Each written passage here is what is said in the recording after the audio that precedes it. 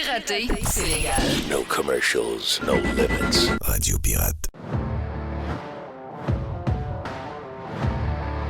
Ouverture commune pour le Prime et le Live aujourd'hui.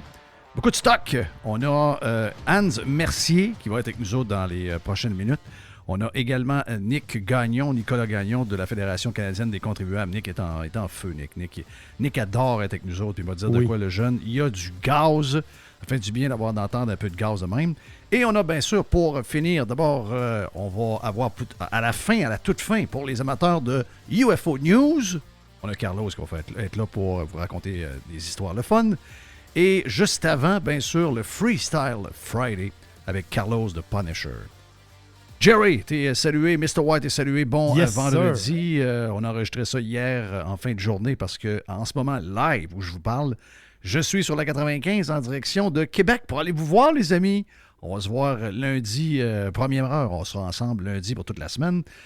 Puis je sais que tu as une boîte à pizza dans le premier bloc, mais avant, je veux te faire entendre quelque chose que... je vais juste m'assurer. Je vais juste m'assurer que je suis connecté. Mais je veux te faire entendre de quoi qui a été... ça n'a pas été publié, mais ça a été... c'est le premier ministre du Canada, Justin Trudeau, qui est invité à Montréal par la Chambre de commerce de Montréal. Et vous connaissez le gars de la Chambre de commerce de Montréal qui nous a déçus pendant la COVID, comme ça se peut pas. Là. Le gars accueille Trudeau qui parle à des centaines de gens d'affaires de Montréal qui ont payé, je sais pas, 150, 200 pièces pour aller entendre Justin Trudeau parler d'économie puis comment il voit l'économie dans le futur. Mais Justin Trudeau, bien sûr, commence à parler d'élections, commence à parler de Trump, commence à parler du Canada. Donc, voici Justin Trudeau le 16 janvier dernier. Donc, ça n'a pas été diffusé nulle part. C'est merci à Pat La Liberté, qui est un gars à suivre sur Twitter parce que le gars fait beaucoup de recherches, explique beaucoup de choses qui se passent. Il est écœurant, je l'adore, donc je tiens à saluer à chaque jour. Je sais que c'est un bon pirate. Donc, saluer, fait une bonne job parce que sur X, on a besoin de ce genre de gars-là. Je te dirais que c'est des gens qui compensent pour les mauvais journalistes que nous avons. Donc, trouvent des choses qu'on ne trouve pas. Puis comme celle-là, là, vous ne pouvez pas trouver ça dans le site Journal de Québec. Vous ne trouverez pas ça à Radio-Canada non plus. Personne n'a diffusé ça. Et voici ce que ça a donné le 16 janvier dernier, Trudeau à la Chambre de commerce de Montréal. La responsabilité primaire de tout premier ministre, c'est de démontrer et de défendre les intérêts des Canadiens face aux intérêts américains. Et on a su très bien le faire au cours des dernières années. Et on va être prêt pour le choix que vont faire les Américains au mois de novembre. OK. Mais cette polarisation qu'on est en train de voir aux États-Unis, on le voit aussi. OK. Polarisation. Carlos de Punisher est déjà installé. Carlos, si tu veux embarquer, t'embarques quand tu veux. Mais polarisation de la part de la bouche de Trudeau, ça veut dire quand les gens votent autre chose que démocrate. Oui. Tous les autres qui sont pas démocrates, ce sont des gens haineux, puis tout le monde saillit, puis tout le monde... Depuis quand que la partisanerie politique a toujours existé? Chris, on a été élevé là-dedans, Jerry. Ton père est un péquiste, le père à Carlos est un libéral, l'ami de mon père est un libéral, ma mère est une péquiste. Ça disait, tu peux pas aller voir tel gars, son père, c'est un libéral. Si le libéral, lui, t'as Christ, son gars, son père, c'est un asti de péquiste, il a une barbe puis il fume. Tu sais, des affaires de même. Ben oui, on a été élevés là-dedans toute notre vie. Puis les péquistes haïssaient le père à Trudeau. Depuis quand que ça a parti quand ça que la partisanerie politique qui existe sur la boule depuis que la politique existe, depuis quand que c'est devenu de la polarisation puis que c'est les bons contre les mauvais? Ça a commencé quand, ça? Je sais pas. Je pose la question. J'en ai aucune idée. Moi, j'en ai une idée. Ça a commencé en 2015. Ça a commencé quand Donald Trump est arrivé. Non. Ça a commencé, Justin Trudeau, on t'a presque se rendre compte que c'est un enfant on appelle ça en anglais, un trust fund. Oh oui, c'est un rentier en français. C'est un rentier en français depuis qu'il est né. Là. Et c'est un enfant qui a été élevé avec une cuillère en or. Ça, c'est une expression que mon père a toujours pris. Exemple.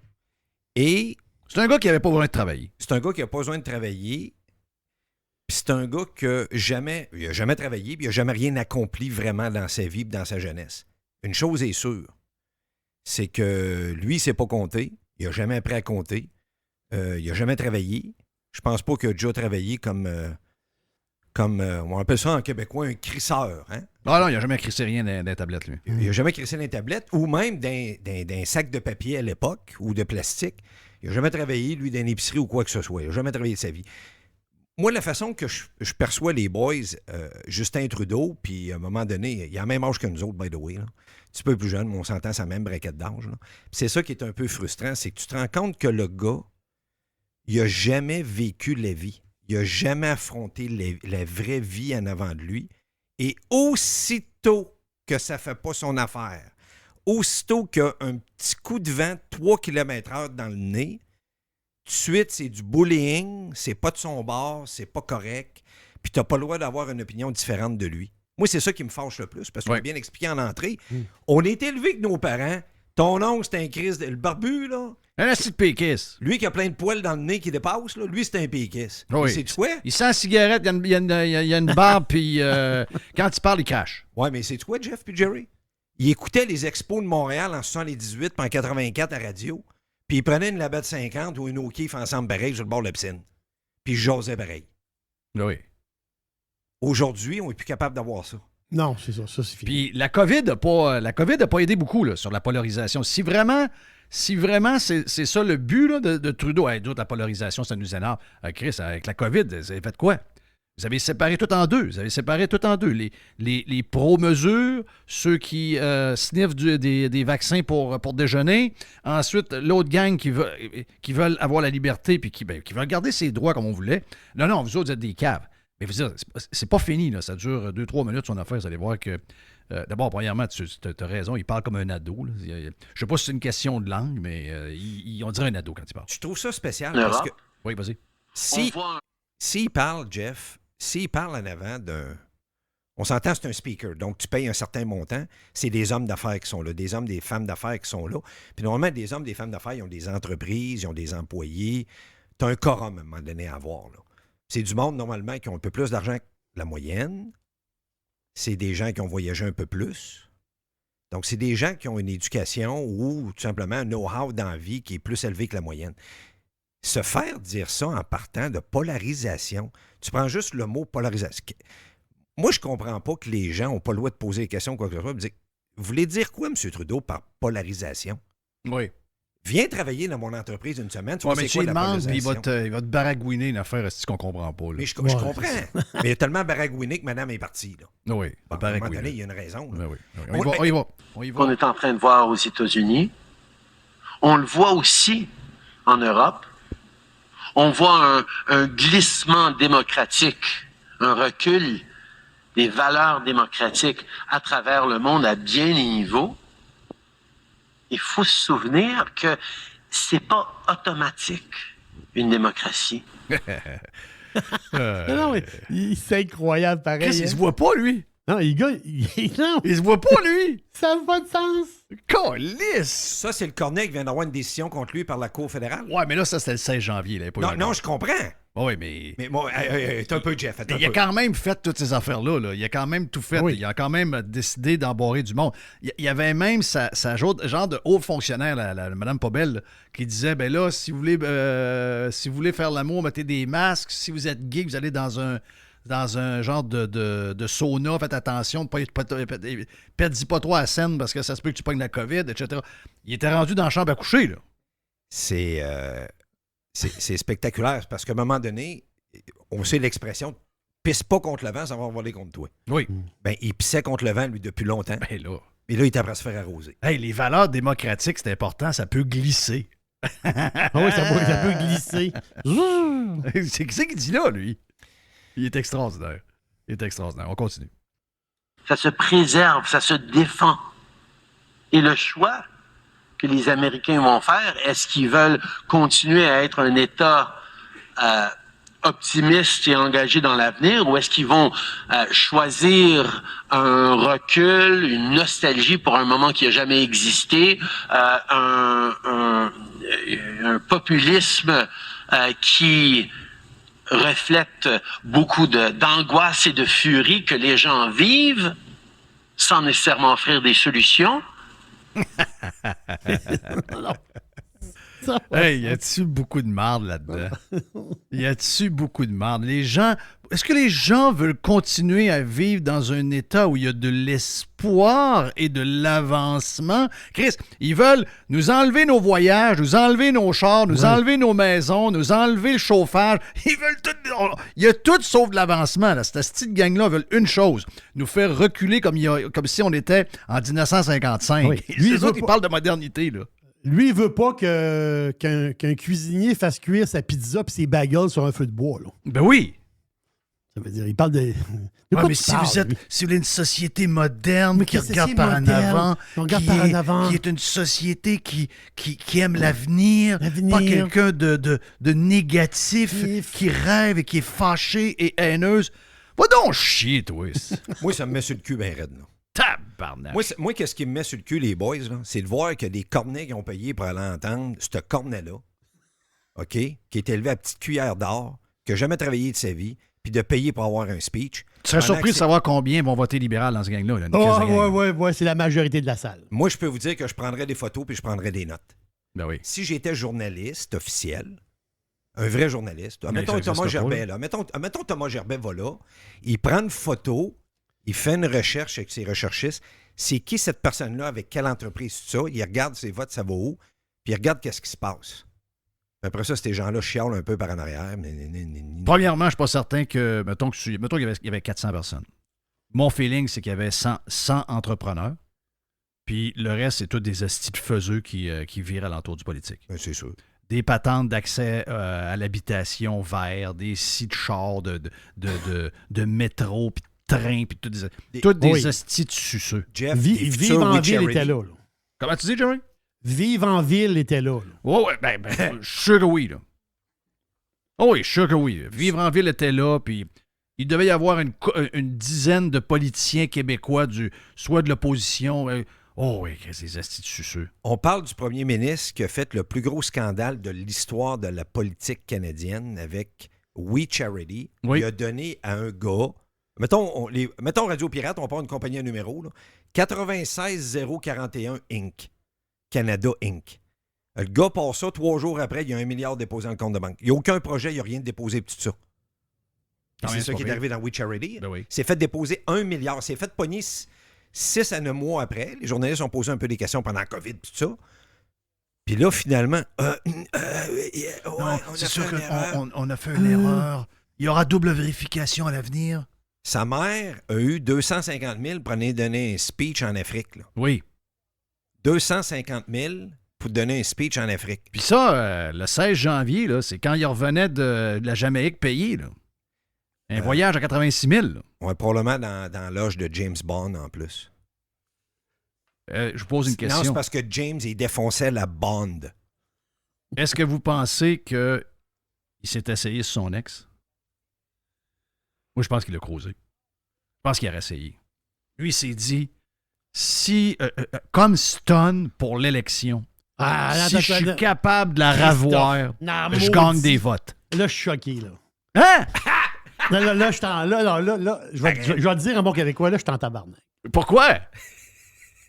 Qu'est-ce qu'il y a? Là, je suis en crise, là. Pourquoi? Qu'est-ce que tu dis là? Tu viens de me voler mon punch dans ma boîte. Ça, c'est pas ça, j'étais avec toi, Jerry. Ah, c'est...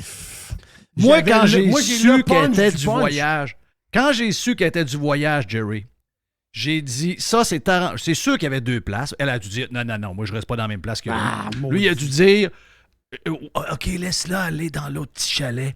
Je vais m'en occuper. Puis là, il a dû essayer de la cruiser. Il a envoyé des fleurs. Il a dû essayer de l'inviter au restaurant. Il a dû envoyer des becs par je sais pas trop quoi. Là. Il a tout fait. Pas parce qu'il veut être avec. D'après moi, c'est pas la même équipe qu'il veut. Là. Mais le feeling, c'est que pour l'élection, ça aurait été un coup de marketing extraordinaire. Attends, laisse-moi Justin embarquer. back avec sa femme. Laisse-moi embarquer. Eux autres se sont séparés l'été passé. Quand c'était annoncé, c'était au mois d'août, je pense. L'été Il passé. était séparé avant. Oh, c'est ça. Mais publiquement, là, officiellement, c'est le 3 août. Là, que ça a sorti Le jour de ma fête. Oui, c'est ça, c'était un cadeau de fête. qui t'ont fait. Mais l'affaire, c'est que Sophie Grégoire a été, on va dire, a été très discrète depuis leur séparation quand même. Et là, à Télé-Québec, on n'écoute jamais Télé-Québec. Là. Personne n'écoute Télé-Québec, mais il y a du monde qui l'ont écouté. C'est des cadeaux. Oui, c'est ça. Non, il n'y a plus de ciné cadeau. Le Noël est passé. Mais l'affaire, c'est qu'il y a un show à Télé-Québec, pas tant de choses. C'est Jeannette Bertrand, l'éternelle Jeannette Bertrand, qui est là. Et qui qu'elle a comme invité? Sophie Grégoire.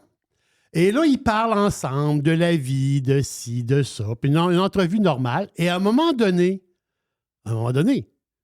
Jeannette Bertrand ils se mettent de parler de la séparation. Là, justement, on parle de la séparation, puis telle affaire. Puis là, Jeannette a dit, oui, mais elle dit, c'est Jeannette qui parle. Elle a dit, oui, mais elle dit, quand elle dit des deuxièmes unions, là, dans notre vie, là, on se sépare. T'sais. Même Sophie Grégoire, elle a dit, à un moment donné, elle dit, il y a 50% des couples qui se séparent. Elle dit, on n'est pas le premier couple qui se sépare, puis ça. Là, Jeannette a dit, oui, mais quand on a un autre couple dans notre vie, souvent, cette deuxième union-là est plus profonde que la première. Puis là, Sophie est comme gênée. Puis elle dit, ouais, c'est comme si Jeannette, il suggérait d'avoir une autre relation. Mais qu'est-ce qu'elle dit, Sophie? Elle dit, Jeannette, elle dit, moi, je l'aime encore. Ah! Jeff, elle l'aime encore. Elle a dit ça à Télé-Québec. Elle l'aime encore. Moi, j'ai Elle une l'aime twist pour vous encore. Elle l'a dit elle-même à TV. Moi, j'ai une twist pour toi, Jerry. Non, mais j'ai pas fini. Jeff, ce qu'il vient de dire, c'est ça qui va arriver. Nostradamus. Trudeau, il reste. C'est Jeff Nostradamus. Toi, t'es spectaculaire. Ah, Toi, Jeff, t'es spectaculaire. Criff qu'il est tannant. Non, je vais dire aux pirates tout de suite, là. Il n'y a pas un frame-up, ils se sont pas parlé entre les deux. Là. On s'est pas parlé, non, on s'est pas parlé. Pas en tout. J'arrive, moi, là. Yeah, Je suis le carton, c'est témoin, mon carton là, numéro Ils se 1. sont pas parlé. Christophe, je rouvrais la boîte avec ça. Là. Mais non, t'es en crise, toi, là. T'es pas de bonne humeur que Jeff te vole ton punch, fait que là, t'es en banque. Mais moi, je vais mettre une twist à ton affaire. Oui. Elle va à Jamaïque parce qu'elle va aller voir le record holder du fait de l'air. Fait de l'air. Ben, il s'appelle Usain Bolt. Oui. Ah, Usain Bolt, ok. c'est le plus élégant coureur de toute l'histoire de l'athlétisme. Du 100 mètres et du 200 mètres, il n'y a pas plus élégant que ça. Elle va en Jamaïque parce qu'elle a voulu se faire faire par un vrai. Ouais. Mais là, ça dit qu'elle l'aime encore. Je pense qu'elle est allée pour encore. Elle d'autres dit qu'elle raisons. l'aime encore. Oui, mais elle n'est pas capable. Lui, il n'est pas capable d'y en donner. Fait que sur le site, elle a un Usain Bolt avant Jamaïque, personne ne le sait. Ouais, c'est ça. Ben, elle l'aime encore, mais lui, je pense qu'il n'est pas capable de l'aimer. Ça Non, n'a rien à voir avec elle. Mais lui, il a besoin pour la prochaine élection. Oui. Imaginez-vous un comeback, une romance comeback Ouais. pour les élections. C'est sa dernière carte, Trudeau, qui reste. C'est ça qui va arriver. OK. C'est sûr que c'est ça qui va arriver. Je peux-tu faire un Nostradamus, moi? J'ai-tu le doigt? Ben oui. C'est des spéculations. Là, c'est Carl Nostradamus dans le vendredi. Toi, tu penses que Justin Trudeau va gagner? Non, je vais sur la relation entre Sophie et lui. OK. Je pense que Sophie est un cover-up. Elle l'aime, mais dans un couple, il faut qu'il y ait quand même des un peu. OK. Puis elle en veut, lui, il en donne pas. Ouais. Ouais, ça, je sais pas. Je sais pas. Ben, je vous dis Nostradamus. Donc, j'ai pas ça, fini. je sais pas. On va apprendre dans la vie de Justin Trudeau, avant qu'il décède, que probablement il va faire un coming out comme Serge Laprade. Mais plus jeune un peu. Ouais, c'est ça, de la Prade, ça a pris du temps. Ben, Oui. c'est parce- Barry Manilow, ça a pris 40 ans. Oui. On était surpris comme ça se peut pas. là. Ben voyons. Je sais pas que tu me parles, Barry Manilow. Barry Manilow. Copacabana. Non, mais regarde, dans le monde d'aujourd'hui, c'est plus. Tu sais, avant, on disait, ouais, tu es en train de dire que le gars est gay. Mais c'est plus une insulte de dire que quelqu'un est gay. Là. C'est plus, ça fait partie maintenant de la vie normale, OK? Puis ça se peut, effectivement. Il y a des. La manière qu'il se tient. Quand il a applaudi cette semaine au hockey, là, Ouais. ça faisait pas très viril. Là. Ben, c'était bizarre. Puis c'est correct, là. Je veux dire, c'est pas, Si c'est pas un j'applaudis- jugement de valeur à rien. Là. Je veux Si dire, j'applaudis de même en avant de Mme Punisher, elle me donne un coup de pied dans le cul. Ben, c'est sûr. Ben oui, ben oui. Si je croise les jambes tout le temps de même, elle me dit, ben, il y a un problème. Quand il était assis à côté de Donald Trump, c'était drôle, je vois le faire. Trump, Oh, oui, les hein. jambes ouvertes, à poil don, l'épaule plus basse que l'autre. Prêt à faire des high-five, l'autre, il est là, puis il dit... 6 et avec 4, les- 2,50. Ouais. L'autre avec les bonnes Donald, quand commences. il donne la main, vois-tu qu'il retient souvent la main? Ouais. Puis il regarde. Regardez bien ça, remarquez ça, les pirates. Là. Donald Trump, partout ce qu'il a été, incluant la Corée du Nord, c'est le seul endroit qui a été à la military zone entre la Corée du Nord et la Corée du Sud. Puis il l'a dit dans les entrevues, il n'y a pas longtemps, avec Hannity puis tout. Là. Et j'y étais pour aller montrer que je pouvais être son ami. Il n'y avait aucun président qui avait fait ça. The art of the deal, c'est ça. T'as beau parler par téléphone, texter, tout ça, va voir la personne, va te présenter, va lui faire un sourire, va lui donner une poignée de main. Et remarquez bien tout le monde, quand Trump donne une poignée de main, la poignée de main ne dure pas 2 secondes puis il n'a pas les mains molles. Il tient la main, puis il te Il ne faut regarde pas dans qu'elle les soit yeux. longue comme le coach du Canadien avec Céline. là. Ouais, Non, c'est ça. Moi, j'ai pas Ouais, vu ça. J'ai pas vu c'est ça. T'as pas vu la J'ai pas vu ça. Céline avec... C'est Jeff que je suis déconnecté un peu. T'es pas déconnecté, toi, Chris, arrête l'histoire de déconnecter. T'es plus connecté que moi, toi. OK, je l'ai pas vu. Oh, oui, regarde. Non, j'étais au- Ça dure 1 minute quasiment, puis il enlève pas sa main. Je dis, Ah oh, oui. Chris, enlève là ta main. À c'est Céline? bon. À Céline. Il est comme omnibulé par Céline. Ouais, Ben mais oui. c'est parce que Céline, en plus, c'est la main d'un homme, c'est comme 2 doigts d'un homme. là. Tu sais, C'est une petite main, là. mettons que Patrick Roy donne la main. Il voit Céline, puis on l'a c'était à la télé et tout. Ça dure 5 secondes. Bonjour Céline, ça revient. Il s'enlève. Oui. Il recule. L'autre, Céline, Ouais. Céline. C'est le coach. C'est le Je coach me qu'on a. tu me rappelles de toi avec le pape? Ah oui, je me rappelle de toi avec le pape. Ah oui, c'est le coach qu'on a. Tu parles-tu de Martin? Oui, je parle Ben de Martin. oui. Oui. OK. Martin. Je pense qu'on n'a pas le bon coach. Oh! Ah, Bon coach. Et vu qu'on a enregistré le show le jeudi en fin de journée, on n'a pas le résultat de la game. Mais j'ai hâte de savoir qu'est-ce qui va arriver avec le CH et les Islanders ce soir. Hey, on finit en 1 minute, Jerry, pour la suite. Dis-moi ce qui se passe. Est-ce que vous êtes des amateurs de kebab ou de shawarma? Ben, moi, oui. Tu sais, les kebabs, là, Moi, c'est. j'adore Oui, c'est ça. Et la différence, c'est quoi la différence entre un shawarma et un kebab? Je pense que shawarma, Je connais c'est du ni un bœuf. ni l'autre. Le shawarma, c'est du bœuf. Le kebab, c'est du poulet.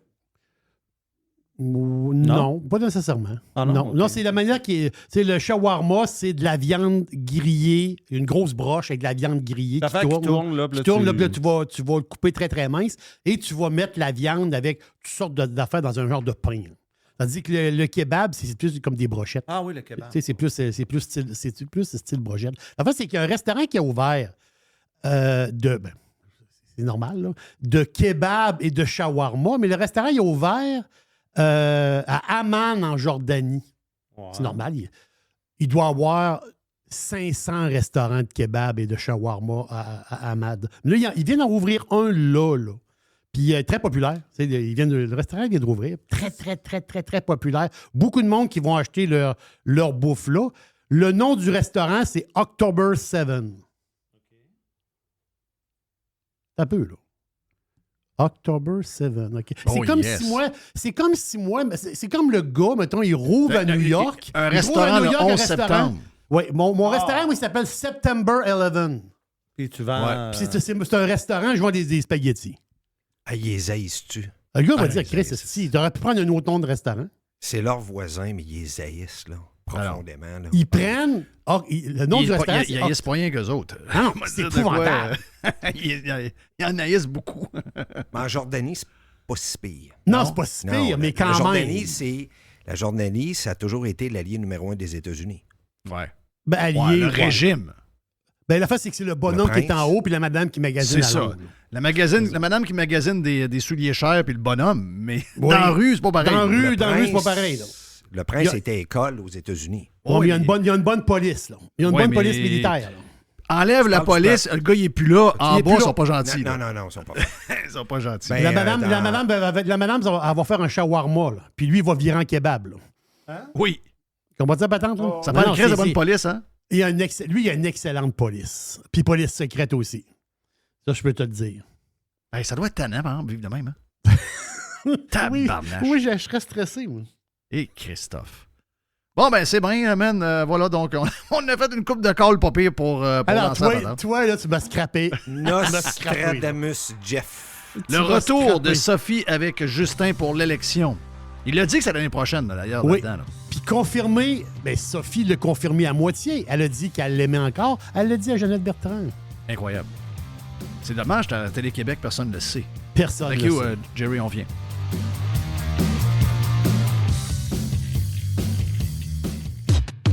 Radio Pirate. Radiopirate.com. Radio Pirate. Do you like it? Yeah. RadioPirate.com.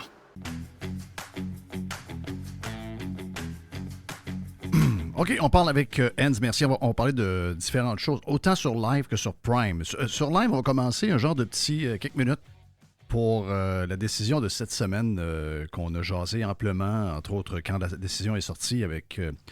on l'a fait avec Joe Hamel, on l'a fait avec Jerry, on en a parlé passablement, mais là, c'est la première fois qu'on en parle avec quelqu'un qui sait lire une décision en détail d'un juge et de la cour. Donc, Hans, rappelle-nous ce que tu avais fait pendant la COVID. T'étais toi-même, tu avais questionné la justice sur les droits que le gouvernement avait. Rappelle-nous les détails de ça. En fait, j'ai envie de te dire ce que je fais encore parce que le dossier n'est pas terminé. Ah, OK. Il y a bien des gens qui ont pensé que quand on a perdu l'injonction, le dossier de contestation du passeport vaccinal était fini. Mais Oui. non, je l'avais fait à titre personnel. Je me suis joint avec un autre avocat qui représente des parents aussi qui ont vu leur enfant se faire couper leurs activités sportives parce qu'il n'y avait pas de passeport vaccinal. Fait que, oui, c'est une des contestations, parce que je suis habitué aux contestations constitutionnelles, puis c'est pour ça que je suis assez à l'aise avec des décisions comme celle que j'ai lue là, de la Cour fédérale sur les mesures d'urgence. Puis, écoute, je l'avais commenté à l'époque, d'ailleurs, et je ne suis pas surpris du tout du jugement, honnêtement, après avoir lu la loi. Tu sais, la loi sur les mesures d'urgence, on l'a changé de nom, puis on l'a ramolli, entre guillemets, un peu, mais ça reste que c'est la loi sur les mesures de guerre. C'est ce que c'était anciennement. Ouais. Tu sais, l'expression qu'on entend souvent devant les tribunaux, c'est vouloir tuer une mouche avec un bazooka, là. Et c'est littéralement ce que Trudeau a fait. Puis c'est à peu près, tu sais, si je te résume vraiment vulgairement ce que le juge a dit, c'est à peu près ça, là. Je pense qu'il faut que les gens... Mais c'est parti comment, là? Qui a challengé ça? C'est arrivé comment, ça? Écoute, il y en a eu plusieurs, dont le procureur de l'Alberta, parce qu'il y a eu aussi une question des provinces versus le fédéral, parce que la loi sur les mesures d'urgence, c'est une mesure fédérale. Mm-hmm. Et bien que tu as normalement besoin tu n'as pas besoin de l'unanimité des provinces, mais tu es supposé de les consulter pour dire, parce que, comme je te dis, là, c'est la loi martiale. Là. Oui. C'est quelque chose d'énorme, c'est pas quelque chose normalement qu'on parle. C'est d'ailleurs, à ce moment-là, Legault avait dit non, nous autres, on a pris la Sûreté du Québec, puis on est correct, puis on n'en veut pas on veut pas que la GRC commence à débarquer, puis il y a des pouvoirs spéciaux. Dieu sait qu'au Québec, les plus vieux se rappelleront de la crise d'octobre où la dernière fois on a mis ce genre de mesures-là en vigueur. Il y a un arrière-goût au Québec. Là, je connais des gens qui sont encore vivants aujourd'hui qui ont fait de la prison sans motif. Là, et ils en gardent un très mauvais souvenir. Ben oui. Mais tout ça pour dire, l'Alberta, eux, c'est la première place où eux autres, il y avait eu une barricade où il y avait découvert des armes puis du body armor, excuse-moi l'anglicisme, là, mais où là, il avait dit, wow, là, ça commence à être sérieux parce que c'est des gens qui sont armés, c'est pas juste des camionneurs paisibles. Et le problème, c'est qu'ils ont ils ont tous mis ça dans le même paquet. Et ironiquement, l'Alberta qui a dit, nous autres, on est allé avec notre police, puis on a vu que ça brassait, mais on a désarmé la barricade, puis on n'a pas eu besoin, tu sais. La GRC est allée, oui, mais on l'a fait avec le code criminel, on n'avait pas besoin des mesures d'urgence. Donc, tu avais l'Alberta, tu avais des camionneurs qui étaient là, tu avais évidemment, dans tous ces dossiers-là, il y a souvent des commissions de droits de la personne, des choses comme ça, des organismes, là, dans ce cas-là, il y en avait 2, des organismes canadiens pour défense des libertés personnelles, et qui disaient à peu près tous la même chose, qui disaient, écoute, c'est allé beaucoup trop loin par rapport à ce que c'était. Parce qu'on se dit, tu sais, le gros, il y a 2 éléments que le juge a beaucoup retenu dans ça. Le premier étant de dire, un des critères qui a été établi dans la loi, c'est de dire, il faut qu'une province ne soit pas capable de régler le problème elle-même. Puis le juge, il a dit, la province d'Ontario, ils ont géré comme des piochons parce qu'ils ont pensé que ça n'allait pas durer longtemps. Puis, ils étaient tout à fait capables de le faire. Le gros bug, tu le sais comme moi, c'est que les remorqueurs refusaient d'aller sortir les troqueurs. Puis c'est parce que, tu sais, c'est assez facile à comprendre parce que pour sortir un camion, ça prend une remorqueuse qui est un camion. Donc, il Oui. demandait à des camionneurs de sortir des camionneurs. Hmm. C'est assez facile de savoir c'était quoi le résultat. Il y a été discussion d'amener des remorques de l'armée à un moment donné et tout ça, mais essentiellement, il disait, écoutez, là, il y avait les moyens de régler cette situation-là sans passer à la mesure extrême qui est la loi sur les mesures d'urgence. L'autre élément, c'est de dire la nouvelle loi comparée aux mesures de guerre est plus exigeante, puis elle n'exige pas seulement une menace à la sécurité du Canada. Puis là, c'est là que je dis aux gens qui disent les truckers ont gagné sur toute la ligne. Faut prendre son gaz égal. Là. Le juge n'est pas super sympathique. Il dit, écoute, il dit c'est pas, tu sais, il dit des klaxons puis il a occupé le centre-ville. Il dit c'est pas la plus, je cite, il dit c'est pas la plus haute forme d'expression politique, mais l'expression politique est un droit essentiel, fondamental en démocratie. Puis il avait le droit de le faire. Puis il était essentiellement ce qu'il dit, c'est qu'il n'était pas dangereux les camionneurs. Mhm. Parce que la définition dans la nouvelle loi, c'est la définition qui est dans la loi sur le SCRS, qui est essentiellement la CIA des Canadiens. Il n'y a pas beaucoup de Canadiens qui connaissent ça, parce qu'on ne voit pas ça dans les films et tout ça, mais nos services secrets, qui d'ailleurs avaient fait un rapport à Trudeau, puis ça, le juge en parle beaucoup, puis il dit ça pesait beaucoup, que nos services secrets ont dit qu'eux autres considéraient qu'il n'y avait pas de danger. OK, donc le premier ministre avait été avisé déjà par, par ce sa gang que rapport-là, c'était pas dangereux. quand il a pris sa décision, ce rapport-là était sorti. OK. Mais apparemment qu'il y avait Wow. d'autres rapports à l'interne qui disaient autrement, mais ces rapports-là, ils n'ont pas voulu les donner en preuve. Ils ont voulu garder ça secret. Fait qu'à un moment donné, le juge, il dit, écoutez, moi, je juge avec la preuve que j'ai. Puis ce que je vois, c'est que pour moi, il n'y avait pas ce qu'on appelle la définition, justement, de la loi sur le CRS, c'est de dire qu'il faut qu'il y ait un risque de violence sérieuse. Et non pas juste une menace à la sécurité Ouais, c'est du ça. Canada. Ouais. Et le juge, il a dit, à cause du blocage économique qui coûtait une fortune, lui, il considère que si ça avait seulement été le critère de danger à la sécurité du Canada, il l'aurait probablement donné. Mais là, en disant, il y avait peut-être un risque à la sécurité du Canada, mais il n'y avait pas de risque de violence grave. Il n'y avait rien qui indiquait que les camionneurs, il y avait quelques éléments, puis il dit, tu peux pas mettre... L'autre élément, moi, que j'ai adoré de cette décision-là, puis que je salue le juge, c'est qu'il dit, c'est pas tout le monde qui était là, qui était non plus des fauteurs de troubles. Il y a toujours des gars qui sont là, puis même des fois, il y a des gars qui sont t'as bien des méchants conspirationnistes qui vont te dire que bien souvent, t'as des gars qui sont implantés par les forces de l'ordre pour aller faire du trouble, pour se donner des raisons d'intervenir. Là. On en a parlé beaucoup justement avec le 6 janvier, mais tu sais, ils disent, il y a bien des truckers qui étaient là, qui étaient super pacifiques, puis ils ne dérangeaient pas personne, puis ces gens-là, leur liberté ont été violées parce qu'eux autres, ils manifestaient pacifiquement, puis oui, il y a eu atteinte au droit de rencontre, de liberté d'expression, de liberté de manifester de façon pacifique. Et il dit, écoute, il dit de la violence sérieuse, même contre les parce qu'il dit, si c'était juste de la violence, ben là, tu pourrais dire, bon, il y avait des dangers qui brisent les commerces ou des choses comme ça. Mais il dit, si tu parles de violence sérieuse, il faut que ce soit de la menace à tes infrastructures critiques. Genre, ils vont faire sauter une centrale électrique. Ils vont faire sauter des affaires de communication, ou ils vont s'attaquer à une base de l'armée. Il dit, il n'y avait pas ça du tout. Puis, tu sais, quand tu fais le comparatif, tu sais, il faut se remettre. Tu sais, on vit beaucoup dans le dôme au Québec et au Canada. On ne voit pas ce qui se passe ailleurs. Quand tu regardes comment les politiciens, d'ailleurs, ont qualifié cette intervention-là de Trudeau, il y en a plusieurs qui n'ont pas hésité à utiliser le terme dictateur. Puis quand tu regardes ce qui se passe avec les agriculteurs en Allemagne actuellement, qui est 100 fois pire que ce que les camionneurs ont fait à Ottawa. Écoute, c'est bloqué, il y a des tracteurs à perte de vue, puis ils n'ont pas commencé à mobiliser l'armée et à faire les mesures d'urgence, puis on parle d'une histoire où on conteste un congé de taxes. Là.